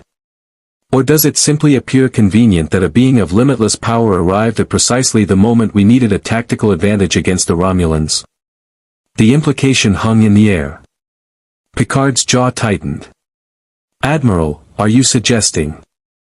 I'm suggesting that it doesn't matter what the truth is if no one believes it. Perception is reality in interstellar politics, Captain. And the perception is that the Federation now has a strategic asset that changes the balance of power. Superman stepped forward. Admiral, I disabled those ships to prevent civilian casualties. I used the minimum force necessary. If I'd wanted to demonstrate power, I could have. Could have what? Nechayev interrupted. Destroyed them? Precisely the problem, Mr. Kent. You chose restraint, which speaks well of your character. But everyone now knows you could have chosen destruction. That knowledge alone is destabilizing the quadrant. Data raised his hand slightly. Admiral, if I may. The censored data from Mr. Kent's engagement reveals something significant. When he absorbed the disruptor blast, his energy levels depleted substantially. He is not invulnerable in the absolute sense, he has limits. Limits that still exceed anything we can deploy, Nechayev said. But that's useful information. Captain, I want Mr. Kent transported to Starbase 73 immediately for comprehensive analysis. We need to understand his capabilities, his limitations, and whether there are ways to replicate or counter his abilities. Counter? Superman's voice carried an edge. You want to weaponize what I am? I want to understand what you are, Nechayev corrected. The difference matters. Captain Picard, you'll proceed to Starbase 73 with all possible speed. In the meantime, Mr. Kent is confined to quarters with a security detail. No unauthorized use of his abilities until we understand the full implications. Admiral, Picard said carefully, Mr. Kent is not a prisoner. He's a guest who has acted in defense of Federation citizens. He's an unknown variable with the power to start wars, Nechayev replied. I'm sorry, Mr. Kent, but until we understand what you represent, you're too dangerous to move freely. Captain Picard, you have your orders. Starfleet out. The transmission ended. The briefing room fell into uncomfortable silence. Superman looked at Picard, reading the conflict in the captain's expression, duty versus principle, orders versus conscience. I won't be locked up, Superman said quietly. I'm not a threat. I know, Picard replied. But the Admiral has a point. Your power, however benevolently intended, creates instability.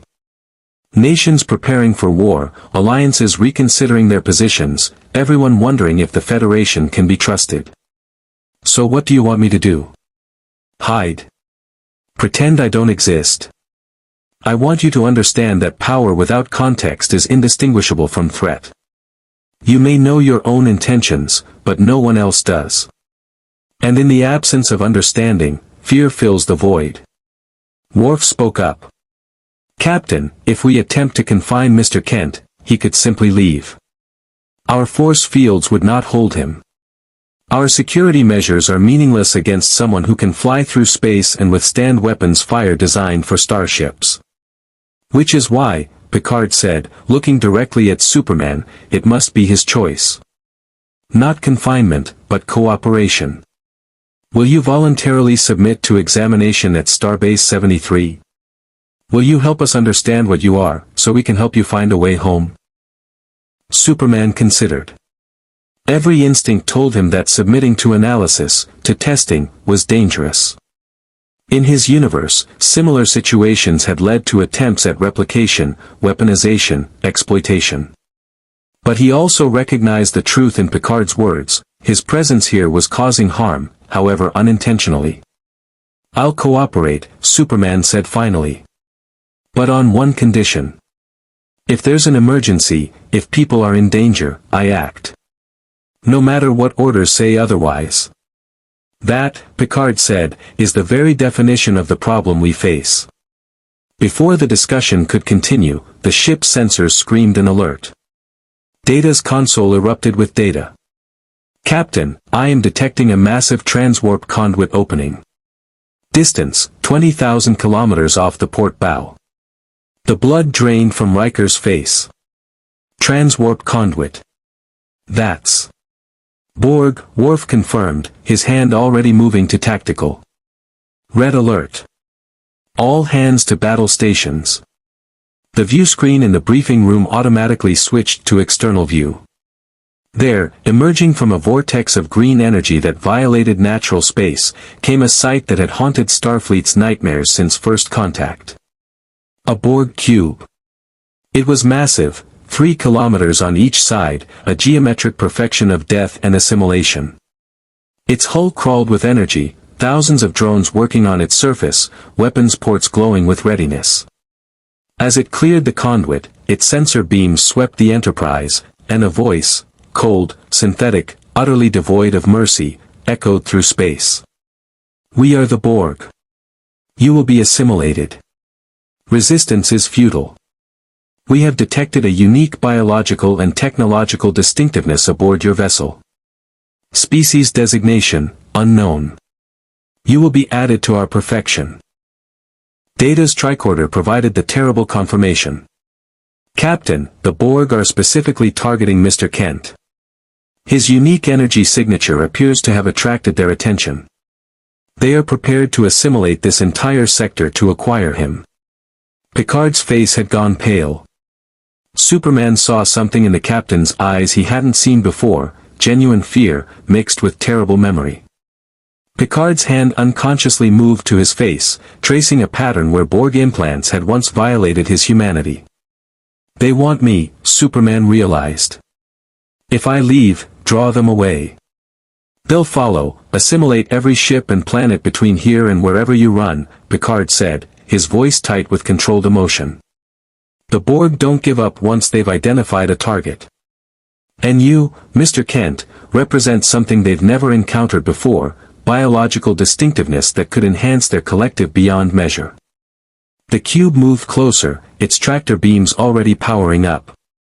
The Enterprise's shields activated automatically, but everyone in the briefing room knew the truth. Shields that could withstand Romulan disruptors would barely slow the Borg. The Collective had adapted to virtually every defense the Federation possessed. Superman looked at the cube, his X-ray vision penetrating its hull, seeing the horror within. Thousands of drones, humanoid beings transformed into components of a vast machine.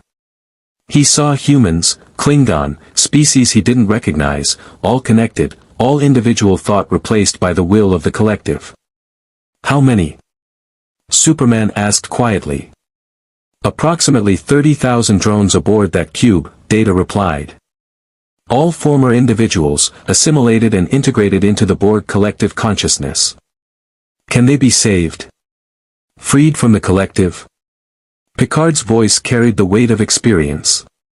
We've managed to rescue a few individuals over the years. But freeing 30,000 drones? While they're actively trying to assimilate us? Impossible. Nothing's impossible, Superman said. He moved toward the door.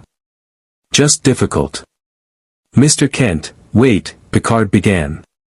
But Superman was already running, his speed carrying him through the corridors toward the nearest airlock. Behind him, he heard Picard's voice over the comm system. All hands, brace for impact. The Borg are attacking. The cube fired. Cutting beams, energy weapons designed to slice through hulls like paper, lanced toward the Enterprise. The ship's shields flared, holding for precious seconds before beginning to fail. The Enterprise returned fire, photon torpedoes and phaser arrays striking the cube's surface, doing damage that the Borg's self-repair systems immediately began to heal. It was futile. Everyone aboard knew it. The Enterprise alone couldn't defeat a Borg cube. Starfleet task forces had tried and failed. Entire fleets had been decimated. Then Superman emerged from the airlock, flying directly toward the cube. The Borg detected him immediately. Thousands of drones turned their attention to this new target. Tractor beams locked onto him, trying to pull him toward assimilation alcoves. Cutting beams redirected, attempting to vaporize this threat. Superman flew through them all. The tractor beams, designed to hold starships, strained against his momentum and failed.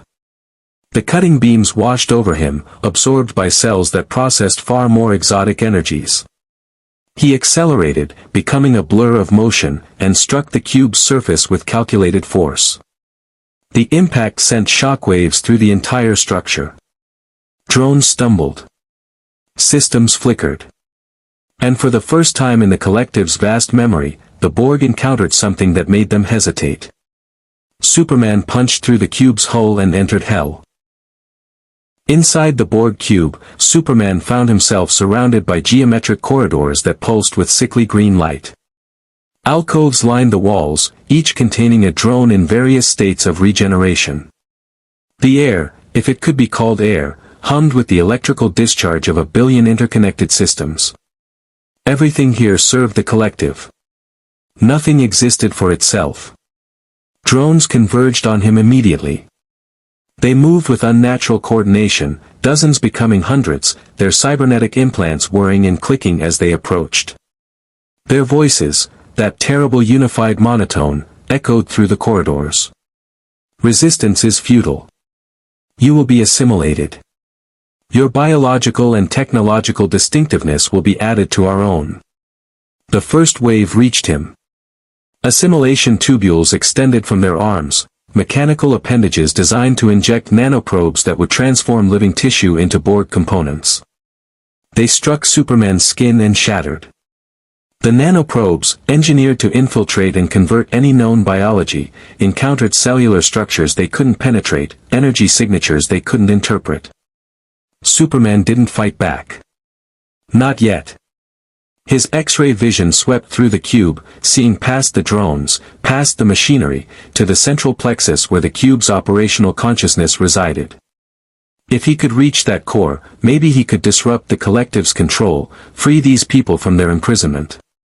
I don't want to hurt you, Superman said, though he knew the drones couldn't hear him as individuals. You're victims. All of you were people once. Incorrect, the collective responded through 1,000 voices. We are Borg. We are one. Individual identity is irrelevant. More drones arrived, wielding energy weapons adapted from a dozen different species. They fired simultaneously, disruptors, phasers, plasma rifles, technologies Superman didn't recognize. The barrage would have vaporized a starship.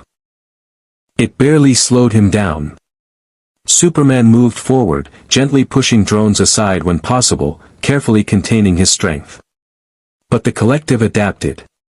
The drones' movements became more coordinated, their attacks more focused. They began targeting structural supports around him, trying to collapse corridors and trap him in debris. "Captain," Data's voice came through Superman's comm badge, the signal somehow penetrating the cube's interference. "The Borg are attempting to contain you while simultaneously cutting through the Enterprise's shields. Our defenses will fail in approximately 90 seconds.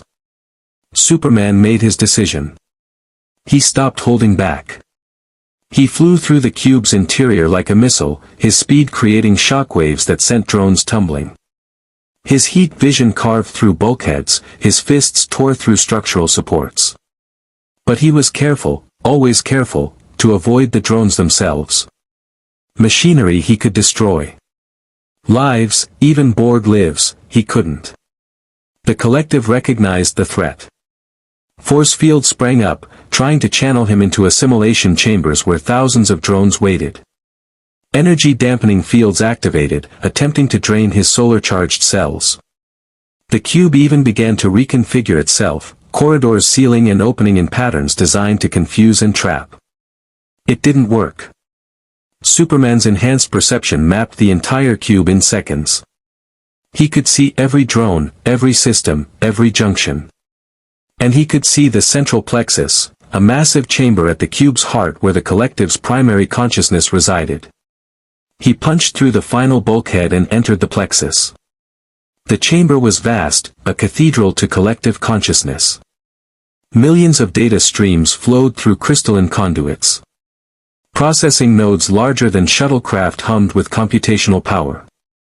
And at the center, suspended in a web of energy, floated a figure that made Superman's enhanced senses recoil. The Borg Queen. She was humanoid, mostly. Her torso and head appeared organic, though laced with cybernetic implants. But below the neck, she was pure machine, a spine of metal and circuits that connected directly into the cube's neural network. Her face, beautiful in a terrible way, smiled as Superman approached. "Magnificent," she said, her voice carrying individual inflection the drones lacked. "Such power. Such potential. You will make an excellent drone. Perhaps even a second queen." "I'm not here to be assimilated," Superman said. "I'm here to stop you from attacking the Enterprise." "Stop us?" The Queen's smile widened. "You misunderstand your situation. You entered our cube. You are surrounded by 30,000 drones. You have no allies, no support, no escape. You are already ours." She gestured, and the chamber transformed. Assimilation alcoves rose from the floor, dozens of them, each containing technology specifically designed after analyzing Superman's brief encounter with the drones. Adapted nanoprobes, enhanced assimilation tubules, energy draining systems calibrated to his unique cellular structure. "The Borg adapt," the Queen explained. "It is our nature. You resisted our initial attempts, so we modified our approach. Now, we will take you apart molecule by molecule if necessary, understand every aspect of your biology, and replicate it throughout the collective. Imagine 30,000 drones with your strength, your invulnerability, your power. We will be unstoppable." Superman's eyes glowed with heat vision. "You're not taking anyone. Not me, not the Enterprise, not another single person. Brave words from someone trapped in our heart." The Queen's expression showed something approaching pity. "You still think of yourself as an individual. But individuality is chaos. The collective is order, perfection, purpose. We will show you." The assimilation alcoves activated. Energy beams lanced out, striking Superman from multiple angles. These weren't designed to hurt, they were designed to analyze, to map every cell, every energy pathway, every quantum state of his being. Superman felt them probing, invasive beyond any experience in his life. He released his heat vision. Twin beams of coherent energy, hot enough to melt tungsten, struck the nearest alcoves. They exploded in showers of sparks and molten metal. Superman swept his gaze across the chamber, systematically destroying the adapted assimilation technology before it could complete its analysis. The Queen's expression shifted to surprise, then calculation. Fascinating. You generate directed energy from your eyes. The principles are unclear, but we will adapt. More alcoves rose.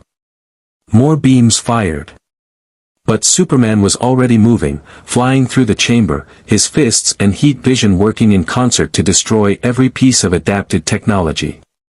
The Borg's ability to adapt meant nothing if he didn't give them time to complete the process. "You cannot destroy us all," the Queen said, her voice carrying the first hints of frustration.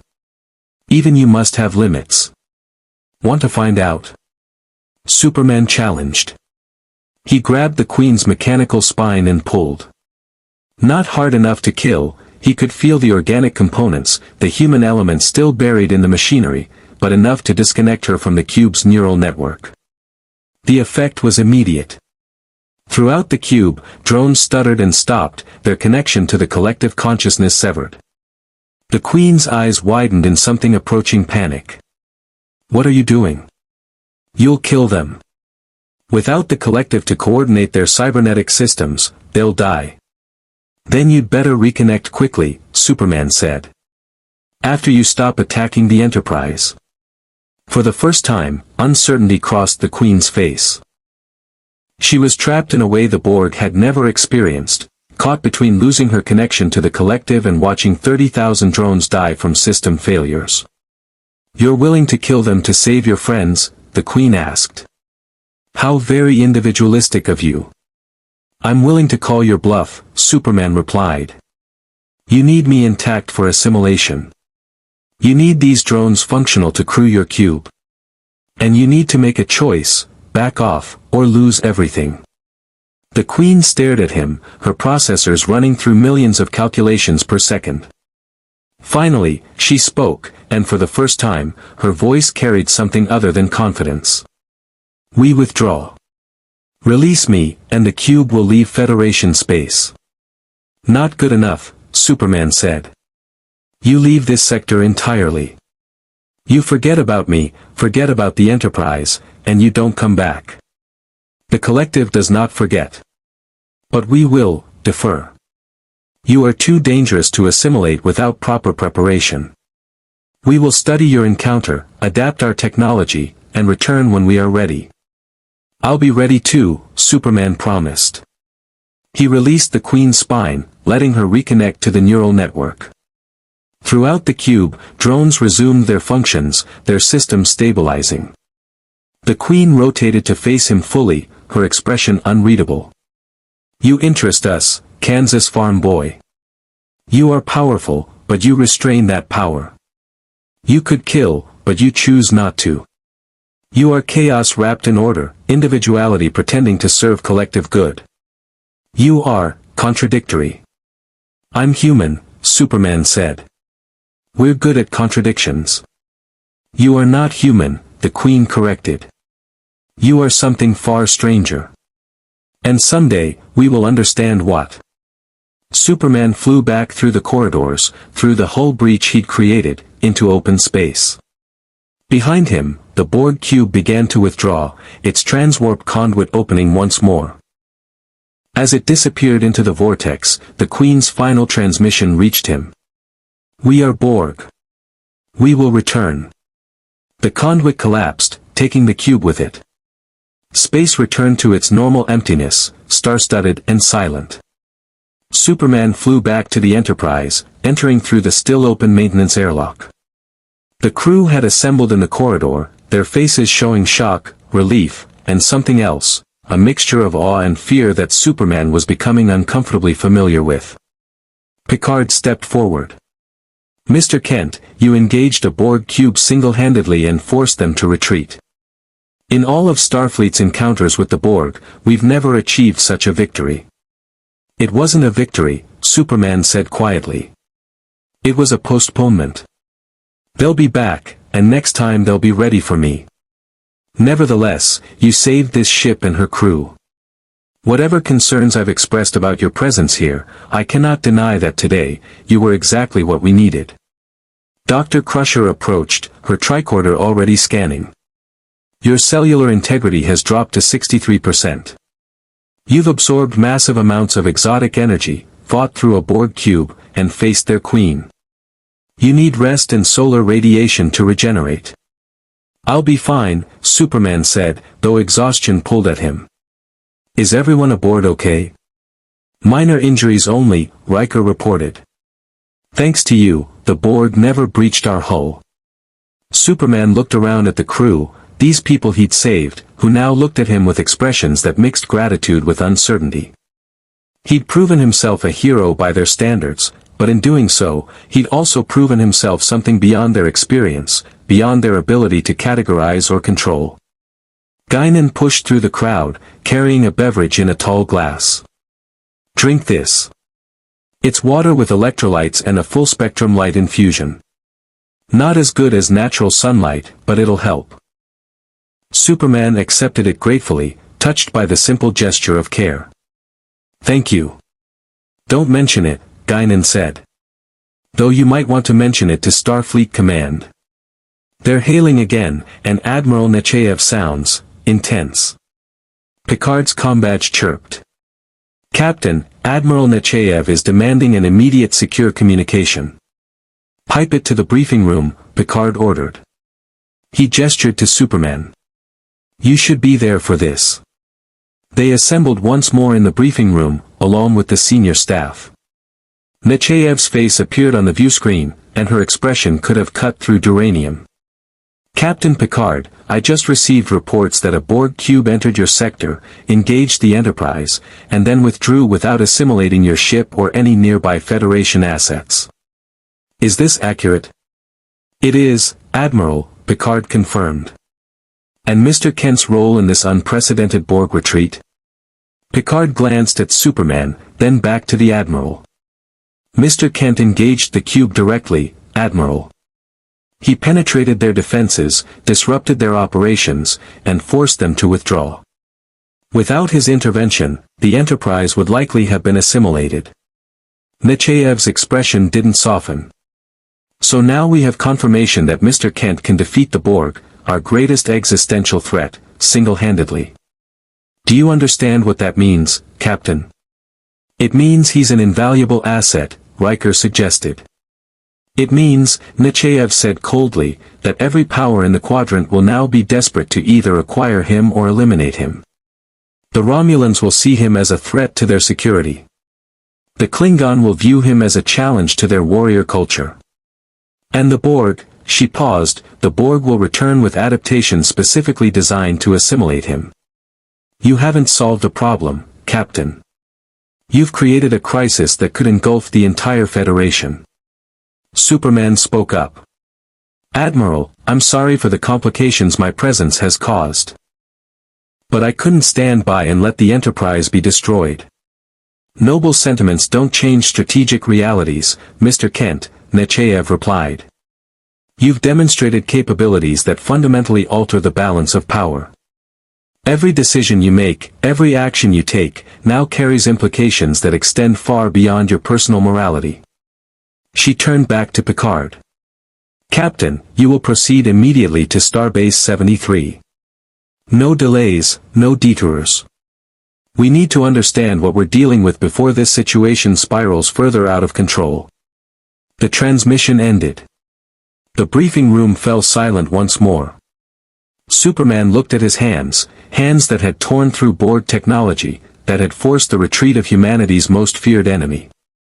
Hands that were causing more problems than they solved. She's right, Superman said quietly. Everything I do here makes things worse. I need to find a way home before I destroy everything you've built. Picard stood, walking to the viewport. Or perhaps, Mr. Kent, you need to find a way to be what you are without apology.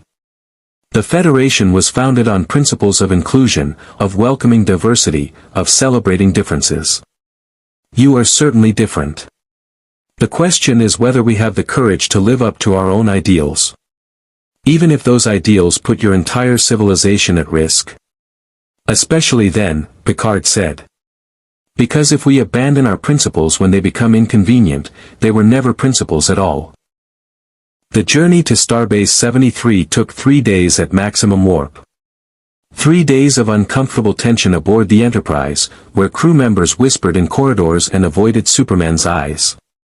3 days of encrypted transmissions between Picard and Starfleet Command, growing increasingly urgent.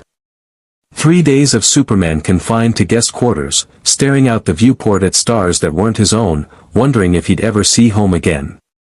On the morning of the 4th day, the Enterprise arrived at Starbase 73, a massive orbital facility that combined military installation, research complex, and diplomatic hub.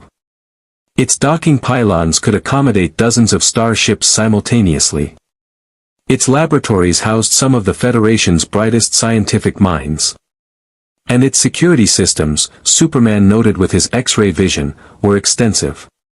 They're preparing for the possibility that you'll need to be contained, Guinan said, appearing at his quarters with another of her mysterious beverages. Force fields, stasis chambers, even experimental weapons designed to generate red sun radiation. You seem remarkably well informed for a bartender, Superman observed. Guinan smiled enigmatically. I've been around a long time. I know how to read situations. And this situation? It's about to get complicated. She was right. The moment Superman transported to the starbase with Picard and the senior staff, he felt the weight of scrutiny. Armed security officers lined the corridors, not threatening, but present. Scientists with tricorders appeared at every junction, scanning him surreptitiously. And in the main conference chamber where Admiral Nechayev waited, Superman saw representatives from multiple species, humans, Vulcans, Andorians, Tellarites, even a Klingon observer. Mr. Kent, Nechayev began formally, welcome to Starbase 73. I've assembled a council of Federation representatives to discuss your situation and its implications for interstellar security. Please, have a seat. Superman remained standing. I'd prefer to stand, if it's all the same to you. A psychological assertion of independence, noted the Vulcan representative, an older woman with sharp features. Fascinating. He recognizes this as a trial and refuses to accept the subordinate position. This isn't a trial, Nechayev said, though her tone suggested otherwise. We simply need to understand what you are, what you're capable of, and how your presence affects Federation security. I'm a person, Superman said simply. Not a weapon, not a strategic asset. A person who wants to go home. An Andorian admiral with impressive antennae leaned forward. A person who can destroy Romulan warbirds and force Borg cubes to retreat. A person whose very existence has caused 3 major powers to mobilize their military forces. Forgive us if we see you as something more than just a person. The Klingon observer, a woman named Kmpek, spoke with barely contained aggression. The Klingon Empire demands to know if this being is a Federation weapon. If so, it violates our treaty agreements regarding the development of strategic superweapons. If not, why has the Federation allowed such a dangerous entity to operate freely in their space? Mr. Kent is not a weapon, Picard interjected firmly. He's a refugee from another universe who has acted only in defense of Federation citizens and in accordance with his own moral code. A moral code that supersedes Federation law, the Vulcan asked. That allows him to engage in military action without authorization. That permits him to make unilateral decisions affecting quadrant-wide security. I made decisions to save lives, Superman said, his voice carrying an edge. I'm sorry if that's inconvenient for your politics, but I won't apologize for preventing massacres. Convenient, Kmpek growled. The Federation develops a super soldier and claims he acts independently. We are not fools. Data, who had been granted observer status, raised his hand slightly. If I may offer a logical perspective. Mr. Kent's arrival was detected by multiple independent sensor networks, none of which are under Federation control. The subspace rift that brought him here was a natural phenomenon, confirmed by the Vulcan Science Academy. His origins in another universe have been verified through dimensional analysis. The evidence overwhelmingly supports his claim of being an unintentional arrival rather than a developed weapon. Evidence can be fabricated, the Andorian admiral countered. Not at this scale, Data replied. The energy signatures alone would require technology decades beyond current Federation capabilities. Occam's razor suggests the simpler explanation, that Mr. Kent is exactly what he claims to be. Nechayev raised a hand for silence. Mr. Kent, I'm going to be direct with you. The Federation Council has authorized me to make you an offer. Join Starfleet. Accept a commission with appropriate rank, submit to our chain of command, and operate within our legal and ethical framework. In exchange, we provide you with resources to find a way home, protection from hostile powers, and a legitimate place in our society. Superman was quiet for a long moment. And if I refuse? Then you represent an unacceptable security risk, Nechayev said. We would be forced to restrict your movements, limit your activities, and potentially confine you until a solution to your situation is found. Confine me? With what? Your force fields won't hold me. Your weapons can't harm me. How exactly do you plan to confine someone like me? The room temperature seemed to drop. Pekka's hand moved toward her disruptor. Security officers tensed. And Picard's voice cut through the rising tension. Mr. Kent, the Admiral is offering you an opportunity to work within our system rather than outside it. That's hardly an unreasonable request. It's a leash, Superman replied. A well-intentioned one, maybe, but still a leash. You want me to follow orders, even when those orders might mean standing by while people die. I can't do that. I won't.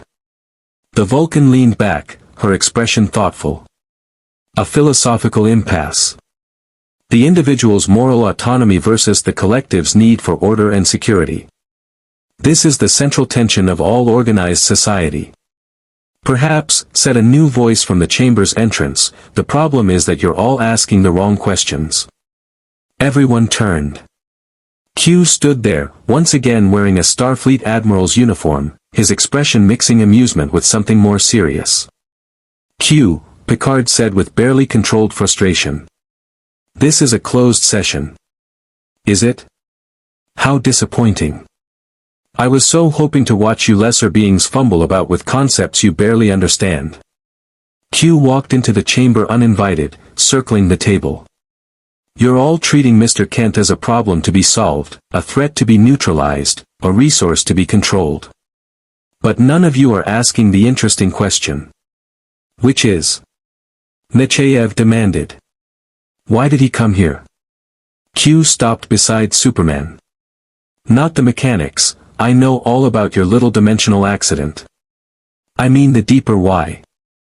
Of all the universes in the infinite multiverse, why did you land in this one? Why now?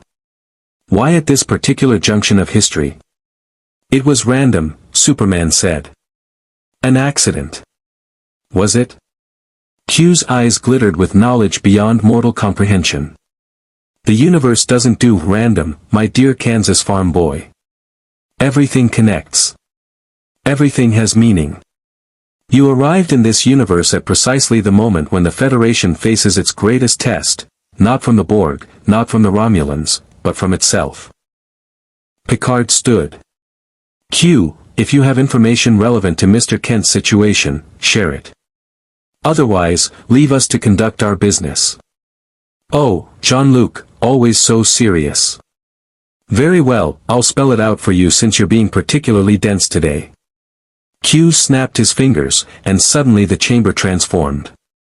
They stood in space, surrounded by thousands of ships, Federation, Klingon, Romulan, Cardassian, species they didn't recognize. All of them burning, destroyed, drifting in the void. This, Q said, gesturing to the devastation, is one possible future. A future where the Federation abandons its principles, where it chooses security over freedom, control over trust. Where it treats beings like Mr. Kent as weapons rather than people. This path leads to tyranny, and tyranny leads to war. He snapped again, and the scene changed. Now they saw the same species ships, but these flew together, in formation, united against a darkness that loomed at the edge of space, something vast and terrible that Superman couldn't quite make out.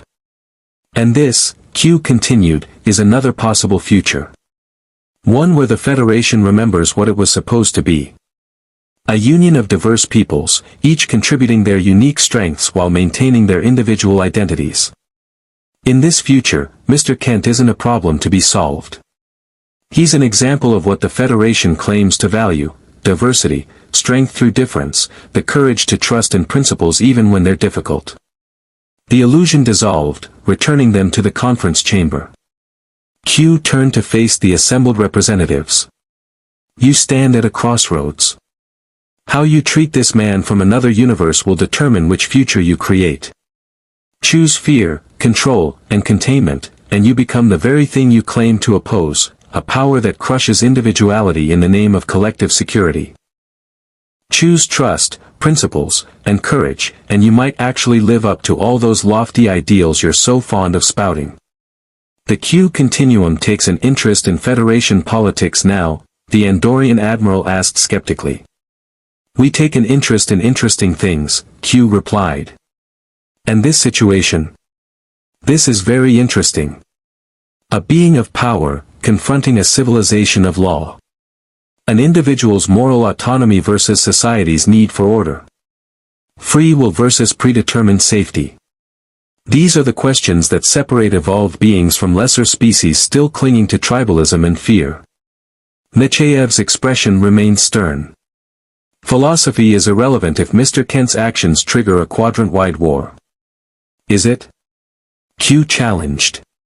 Or is philosophy the only thing that matters? After all, what's the point of surviving if you abandon everything that makes survival worthwhile? He turned to Superman. As for you, farm boy, stop pretending you don't know what needs to happen. You've faced this choice before in your own universe. Stand by while systems grind people down in the name of order. Or act according to your conscience and accept the consequences. You know which path you'll choose. You've always known. And the consequences? Superman asked quietly. What if my choices hurt innocent people? They will, Q said bluntly. Every choice has consequences. Every action creates ripples. The question isn't whether you'll cause harm, you will, because you exist in a complex universe where everything connects. The question is whether you'll be true to yourself while doing it, or compromise your nature to satisfy others' fears. Before anyone could respond, alarms blared throughout the starbase. Red alert klaxons echoed through the corridors. A young lieutenant burst into the chamber, his face pale. Admiral, we're detecting multiple vessels dropping out of warp. Romulan signatures. 15 warbirds in attack formation. They're demanding we surrender Superman to them immediately, or they'll open fire. Kmpek stood abruptly. The Klingon Empire has also dispatched ships to this location. 6 battle cruisers en route. We will not allow the Romulans to acquire this weapon. It's not just them, the lieutenant continued, his voice shaking. We're detecting Cardassian signatures. Ferengi vessels. Even reports of Dominion scouts observing from the wormhole. Everyone wants him, Admiral. And they're willing to go to war to get him. The conference chamber fell silent as the weight of the situation crashed down on them. Superman's presence hadn't just caused diplomatic incidents, it had brought the Alpha Quadrant to the brink of all-out war. Nechayev's face showed the strain of command. How long until the Romulan fleet is in weapons range? 12 minutes, Admiral. And our defensive capabilities? Starbase 73 has significant firepower, but against 15 warbirds, plus potential engagement from Klingon and Cardassian forces, the lieutenant trailed off, the math speaking for itself. Superman walked to the viewport, looking out at the gathered ships appearing on sensors, predators circling, waiting for the moment to strike. All of this because of him. All these people, about to die, because he'd been pulled into a universe that didn't know how to handle what he represented. There is another option, Q said softly, appearing beside him at the viewport. One you haven't considered. What option? The Q continuum could send you home. Right now. Snap my fingers and return you to your universe, to your metropolis, to your Lois. Remove the variable that's causing all this chaos. Superman turned to him sharply. You can do that? You've been able to send me home this entire time. Of course. The continuum exists outside your limited dimensional constraints. Returning you would be trivial. Q's expression turned serious. But it would also be a lesson, to the Federation, to you, to everyone watching. The lesson that when things get difficult, when principles become inconvenient, when diversity becomes dangerous, you exile the problem rather than dealing with it. People are about to die. People are always about to die, Q interrupted. That's the nature of mortality. But how they die, why they die, what their deaths mean, that's what matters. If you leave now, the Federation learns that their principles only apply when they're easy. That beings who don't fit their categories should be removed rather than accommodated. Is that really the lesson you want to teach? Picard had joined them at the viewport. Mr. Kent, Q is manipulating you. This is what he does, creates impossible situations to test people. Is it manipulation if I'm telling the truth? Q asked. The choice is real, Jean-Luc. Superman can leave, you can return to your ordered universe, and everything continues as before. Or he can stay, you can figure out how to live up to your principles, and maybe, just maybe, you'll all become something better in the process. The Romulan commander's face appeared on the view screen. Federation Starbase, you have 5 minutes to surrender the being known as Superman. If you refuse, we will open fire. The Romulan Empire will not allow such a weapon to remain in Federation hands. Nechayev looked at Superman, at Picard, at the gathered representatives. Mr. Kent, I need your decision. Join Starfleet and accept our authority, or Q sends you home. But decide now, because in 5 minutes, this starbase becomes a battleground. Superman looked out at the gathering fleets, Romulan warbirds, Klingon battle cruisers, Cardassian ships, all of them preparing for war. He thought about Earth, about Lois, about the life he'd left behind. He thought about the Federation's principles, about Picard's integrity, about people like Guinan who saw him as a person rather than a problem.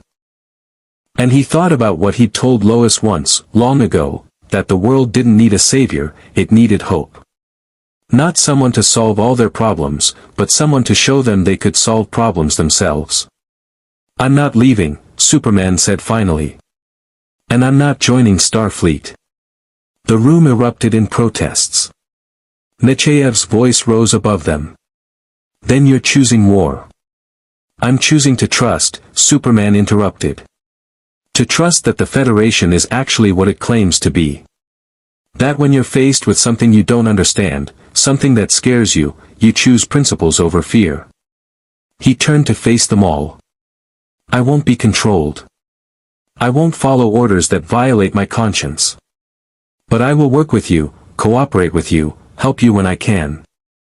Not as a weapon, not as an asset. As a partner. Unacceptable, Capek declared. The Klingon Empire will not tolerate a rogue superweapon operating without oversight. Then the Klingon Empire needs to adjust its definition of honor, Superman replied. Because where I come from, honor means keeping your word and standing by your principles, even when it's hard. Q began to clap slowly, a smile spreading across his face. Well done, farm boy. You've just made this infinitely more interesting. The Romulan commander's voice crackled through the comm, your time is up, Federation. Warbirds, prepare to.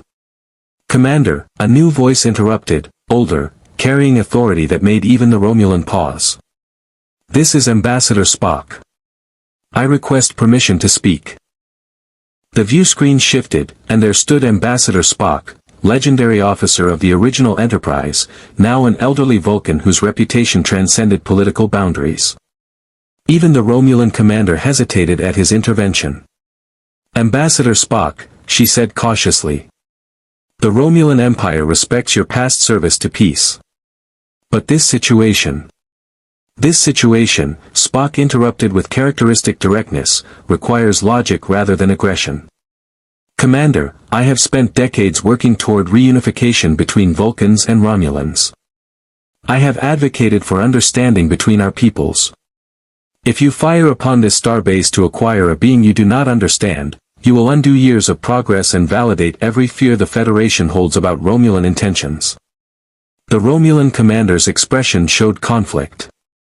The Federation possesses a strategic asset that threatens the Empire's security. Do they possess him? Spock asked. Or does he exist as an independent entity whom the Federation cannot control? Listen to his words, Commander. He has refused to join Starfleet.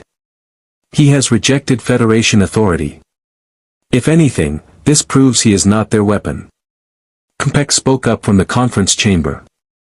The Klingon Empire has similar concerns, Ambassador. We cannot allow such power to operate without accountability. Then hold him accountable for his actions, Spock replied. But do not punish him for his potential. That is the logic of tyranny, not honor. Superman watched this legendary figure arguing on his behalf, a being who represented the Federation's highest ideals, speaking truth to power with calm precision. Picard stood beside Spock's image on the view screen, his expression showing both pride in his civilization's capacity for reason and fear that reason might not be enough. Ambassador, Nechayev said carefully, while we appreciate your intervention, Starfleet Command must consider practical security implications. Admiral, Spock said, his tone sharp enough to cut, I have observed the Federation for over a century. I have watched it face the Klingon, the Romulans, the Borg, and countless other threats. In every case, our greatest strength has been our commitment to principles over expedience. The moment we abandon that commitment, the moment we choose fear over trust, we become no different from those who threaten us. Data stepped forward. Ambassador Spock raises a valid point. If we examine the historical record, the Federation's greatest achievements have come when we extended trust to the unknown. First contact with the Klingon eventually led to alliance. Cooperation with the Romulans prevented mutual destruction. Even our understanding of the Borg improved when we chose to study rather than simply destroy. Mr. Kent represents an opportunity for growth rather than a threat to be neutralized. Growth? K'mpec scoffed. You speak like scientists observing a specimen. This being has military capabilities that dwarf anything in our arsenals. As do the Q, Picard observed. As do the Organians, the Metrons, the Dowd, and numerous other entities we've encountered. Yet we don't wage war on them.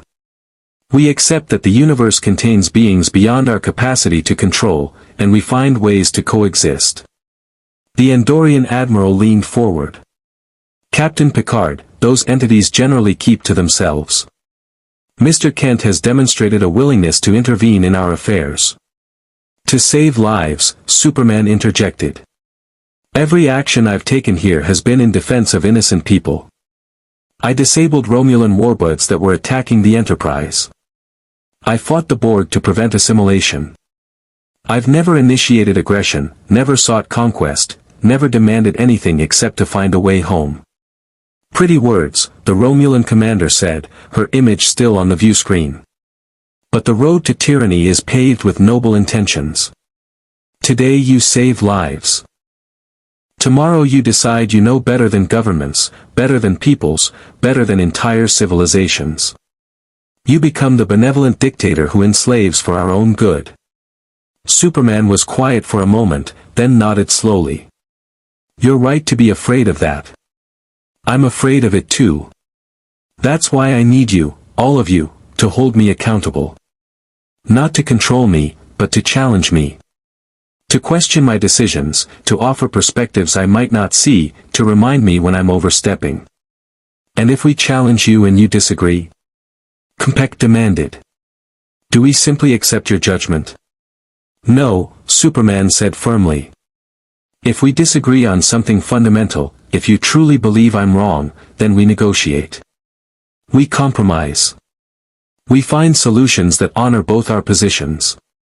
That's what cooperation means. An idealistic view, the Vulcan representative observed. But idealism often fails when confronted with practical necessity. Does it? Spock's voice carried a note of challenge. Or do we use practical necessity as an excuse to abandon ideals when they become difficult? The Federation was founded on idealism. The notion that diverse species could unite under common principles, that was once considered impossibly idealistic. Yet here we stand. Q, who had been watching this debate with growing amusement, spoke up. Oh, this is delicious. The Vulcan appeals to logic and idealism. The Klingon demands honor and accountability. The Romulans fear tyranny while practicing it themselves. And the Federation ties itself in philosophical knots trying to reconcile freedom with security. Meanwhile, Farm Boy here just wants to help people and go home. The irony is exquisite. Q, Picard said wearily, if you're not going to contribute constructively. But I am contributing, Jean-Luc. I'm showing you all the absurdity of this situation. You're trying to fit Superman into categories he doesn't fit. Weapon. Refugee. Ally. Enemy. He's all of those and none of them. He's simply himself, a being of power who chooses to use that power with restraint. The fact that this terrifies you says more about your own fear of power than it does about him. Easy for an omnipotent being to say, Nechayev retorted. You don't face the consequences when things go wrong. Don't I? Q's expression turned surprisingly serious. The Q continuum has observed countless civilizations rise and fall. We've watched beings of great power destroy themselves through arrogance, fear, or simple inability to grow beyond their limitations. Mr. Kent represents something rare, power combined with genuine humility. That's not something to fear. That's something to treasure. The Romulan commander cut through the debate. Philosophical discussions are irrelevant. The Empire requires guarantees that this being will not be used against us. Without such guarantees, we will act to neutralize the threat. Superman looked at Picard, then at the view screen showing the Romulan commander. What if I gave you my word? Your word. The commander's expression showed skepticism. We know nothing about you. Why should your word carry weight? Because, Superman said, meeting her eyes through the view screen, where I come from, my word is the most important thing I have. I've never broken a promise. Never betrayed a trust. My parents, both sets of them, raised me to understand that power without honor is just another form of tyranny. So here's my word, I will never initiate aggression against the Romulan Empire. I will never use my abilities to invade your space, threaten your people, or interfere in your internal affairs. I will defend myself if attacked, but I will not seek conflict. And if the Federation orders you to attack us? They won't, Picard interjected. Because Mr. Kent has made clear he doesn't follow orders. He follows his conscience. Which, ironically, makes him more trustworthy than a weapon we could control. K'mpec stood abruptly. The Klingon Empire cannot accept such ambiguity. We require clear rules of engagement. Then here's clarity, Superman said. I operate by a simple principle, I protect innocent life. Yours, theirs, anyone's. If Klingon civilians are in danger, I'll help them same as I'd help Federation citizens. But if warriors choose battle, I stay out of it. That's your culture, your way. I won't interfere in honorable combat between willing participants. And dishonor? K'mpec asked. What if we engage in dishonorable conquest? Then I'll call it what it is, Superman replied. I won't be quiet about injustice. But I also won't assume I know better than entire civilizations how they should govern themselves. I'll advocate, argue, try to persuade, but I won't impose. Spock's voice carried approval. A logical compromise. Mr. Kent offers accountability through transparency rather than control. He will act according to his principles, but those principles are now known and can be anticipated. It's insufficient, Nechayev said, though her tone had softened slightly. Starfleet Command requires more formal oversight. Then assign an observer, Superman suggested. Someone to monitor my actions, report on my activities, provide Federation perspective when I'm making decisions. Not someone who controls me, but someone who works with me. Picard looked at Superman with something approaching respect. You're proposing a liaison officer. Someone to serve as a bridge between you and the Federation. Exactly. I cooperate, stay transparent, and in return, you stop trying to lock me up or control me. Superman turned to the assembly. I'm offering partnership. Real partnership, with mutual respect and accountability on both sides. That's the best I can do. The conference chamber fell silent as the various representatives processed this proposal. It wasn't what any of them wanted, complete control, but it was more than they'd had moments before, complete chaos. The Vulcan representative spoke first. From a logical standpoint, this arrangement provides maximum benefit with minimum risk. Mr. Kent maintains autonomy, preventing the resentment that would come from forced control. The Federation gains insight into his activities, reducing uncertainty. Both parties retain the ability to withdraw if the arrangement proves untenable. It's a treaty, the Andorian admiral realized. Not between governments, but between an individual and multiple governments. Unprecedented. The Federation has signed treaties with individual entities before, Data noted. The Traveler, for instance. Or various Q when circumstances required. This would simply formalize a similar arrangement. Kmpek growled softly. The Klingon Empire will monitor this situation closely. But if Mr. Kent honors his word regarding non-interference in honorable combat, we will not seek conflict. All eyes turned to the Romulan commander. Her expression showed the calculation of a career officer weighing risks and benefits. Finally, she spoke. The Romulan Star Empire will withdraw our forces. But we will be watching, Mr. Kent. If you threaten the security of our people, we will respond with every weapon at our disposal. Understood, Superman said. And respected.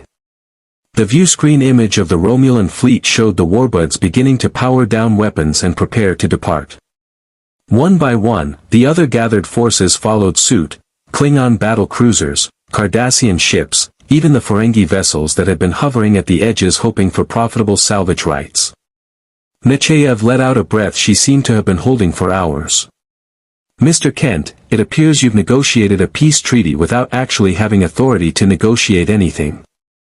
I just told the truth, Superman said. Sometimes that's enough. Q materialized beside him one final time. Well, farm boy, you've done something genuinely remarkable. You've made an entire quadrant face its own contradictions about power, freedom, and trust. Whether they learn from this experience or revert to their comfortable fears, well, that remains to be seen. Can you really send me home? Superman asked quietly. Of course. Still want to go? Superman looked around the conference chamber, at Picard, who had challenged him but never stopped treating him with respect, at Data, whose curiosity transcended biological prejudice, at the representatives who had confronted their fears and chosen dialogue over destruction, at this strange universe that had tested him in ways his own never had. Not yet, Superman said. There's still work to do here. And maybe I need to learn what this universe has to teach me before I'm ready to go home. Q smiled. That, Kansas farm boy, is the first genuinely wise thing you've said since arriving here. Very well. I'll check back in a few months, see how your little experiment in superhero diplomacy is progressing. Try not to start any wars while I'm gone. He vanished in his characteristic flash of light, leaving behind only the faint scent of ozone and the echo of laughter. Picard walked to Superman, extending his hand. Mr. Kent, on behalf of the Federation, welcome. Not as a weapon, not as a refugee, but as, what shall we call you? Clark is fine, Superman said, shaking the captain's hand. Just Clark. Well then, Clark, Picard said with a slight smile, I believe you're going to find life in the Federation quite interesting. The Enterprise will serve as your liaison vessel, and I will personally oversee your integration into our society. Though I suspect you'll be teaching us as much as we teach you. Captain, Riker interrupted, we're receiving a transmission from Deep Space Nine. Commander Sisko is requesting our assistance with a situation in the Gamma Quadrant. Apparently, there's a report of an entity with Superman-like abilities causing havoc on a Dominion world. Every eye turned to Superman. He held up his hands defensively. That's not me. I've been here the whole time. Then it appears, Data observed, that the universe has generated new mysteries for us to investigate. Most intriguing. Picard's combadge chirped. Captain, this is engineering. We've detected unusual energy signatures from the Stellar Cartography Lab. They're similar to the subspace rift that brought Mr. Kent here. Superman's enhanced hearing picked up something the others couldn't, a faint humming, growing stronger, resonating with the same frequency as the accident that had brought him to this universe. He looked at Picard with sudden understanding. The rift. It's trying to reopen. Then we may have less time to understand your situation than we thought, Picard said. Come. Let's see if we can determine whether this rift will send you home or bring something else through. As they left the conference chamber, heading toward stellar cartography, Superman felt the strange sensation of belonging and not belonging simultaneously. This wasn't his universe, wasn't his home. But it was a place that had challenged him, tested him, and ultimately chosen trust over fear. Perhaps Q had been right. Perhaps he'd needed to come here, to face a civilization that operated by rules so different from his own, to remember why his principles mattered. The Federation's Prime Directive, for all its flaws, reminded him that saving everyone wasn't always the same as helping them. Their democracy, however bureaucratic, showed him that power without accountability was just another form of tyranny. In stellar cartography, they found the source of the energy signature, a small, unstable rift hovering in the center of the holographic star map. It pulsed with familiar light, colors that didn't belong in this universe. It's a doorway, Data confirmed, his tricorder working furiously. To your universe, Captain Kent. It appears to be stabilizing, creating a temporary bridge between dimensions. How long? Superman asked. Unknown. Hours perhaps. Maybe days. But it will not remain open indefinitely. Superman stared at the rift, seeing glimpses of something beyond. Stars arranged in patterns he recognized, electromagnetic signatures that matched Earth's sun, home calling him back. He could go now. Leave behind the complications, the politics, the constant scrutiny. Return to Metropolis, to Lois, to a world that understood what he was. But he thought about the Ventaxians he'd saved, about the Enterprise crew he protected, about a civilization learning to live up to its own ideals. He thought about Picard's integrity, Data's curiosity, Guinan's wisdom. He thought about being challenged rather than simply accepted, questioned rather than worshipped. I need time, Superman said. To say goodbye. To finish what I started here. To make sure the partnerships I've built don't collapse the moment I leave. Picard nodded understanding. Then we'll monitor the rift and inform you when it begins to close. Use whatever time you have wisely, Clark. Both to prepare for your departure and to leave something of value behind. I'll try, Superman promised, looking one last time at the portal home before turning away. I'll try to leave this universe better than I found it. That, Picard said with a slight smile, is all any of us can hope to do. And so began Superman's final days in the Star Trek universe, not as a prisoner, not as a weapon, not as a savior, but as something more complex and ultimately more valuable. A partner. A teacher. A reminder that even in a universe governed by science and reason, there was still room for hope, for heroism, and for beings who chose restraint over dominance, cooperation over control. The Federation would remember him long after he returned home. Not as the alien who could destroy warbirds or force Borg cubes to retreat, but as the man who taught them that their principles weren't just words to be spoken in times of comfort, but commitments to be honored when they were hardest to keep. In 10 forward that evening, Guinan served him one final drink, something golden and effervescent that caught the starlight streaming through the viewports. "To new friends," she said, raising her own glass. "To new friends," Superman agreed, "and the wisdom they share." They drank, watching the stars roll by, two beings who'd seen more than most, understood more than they said, and knew that every meeting, however brief, changed both parties forever. Somewhere in the distance, Q watched and smiled, satisfied that his little experiment had proven what he'd always known, that the universe was infinitely more interesting when people chose courage over comfort, trust over control, hope over fear. And in the stellar cartography lab, the rift pulsed with patient invitation, waiting to carry Superman home when he was ready, whenever that might be. But not yet. Not quite yet.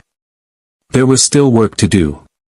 Superman returned home 3 weeks later, stepping through the rift that had brought him to this strange universe of warp drives and starships, of Borg and Q, of Federation ideals and Prime Directive complexities. He left behind friends who'd become family, a civilization that had tested him in ways his own never had, and a legacy that would echo through Starfleet for generations.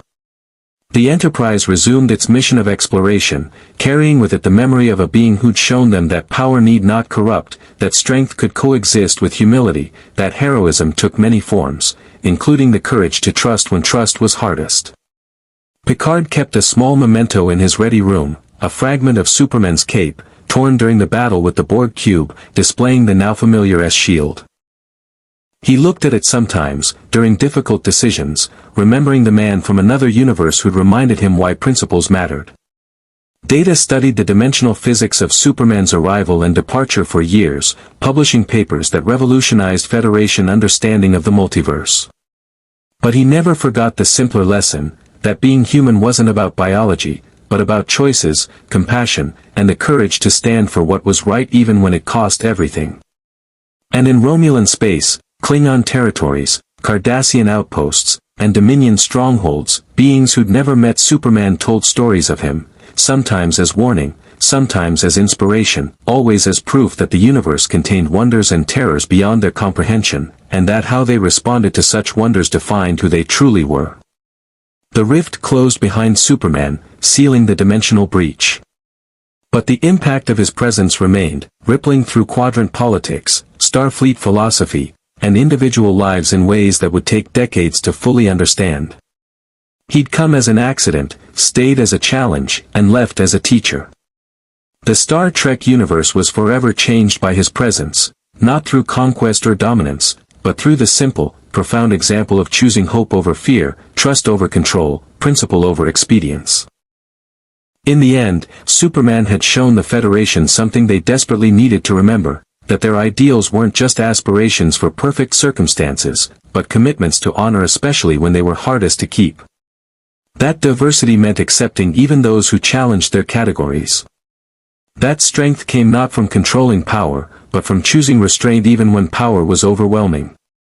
The Enterprise sailed on through the stars, carrying these lessons forward.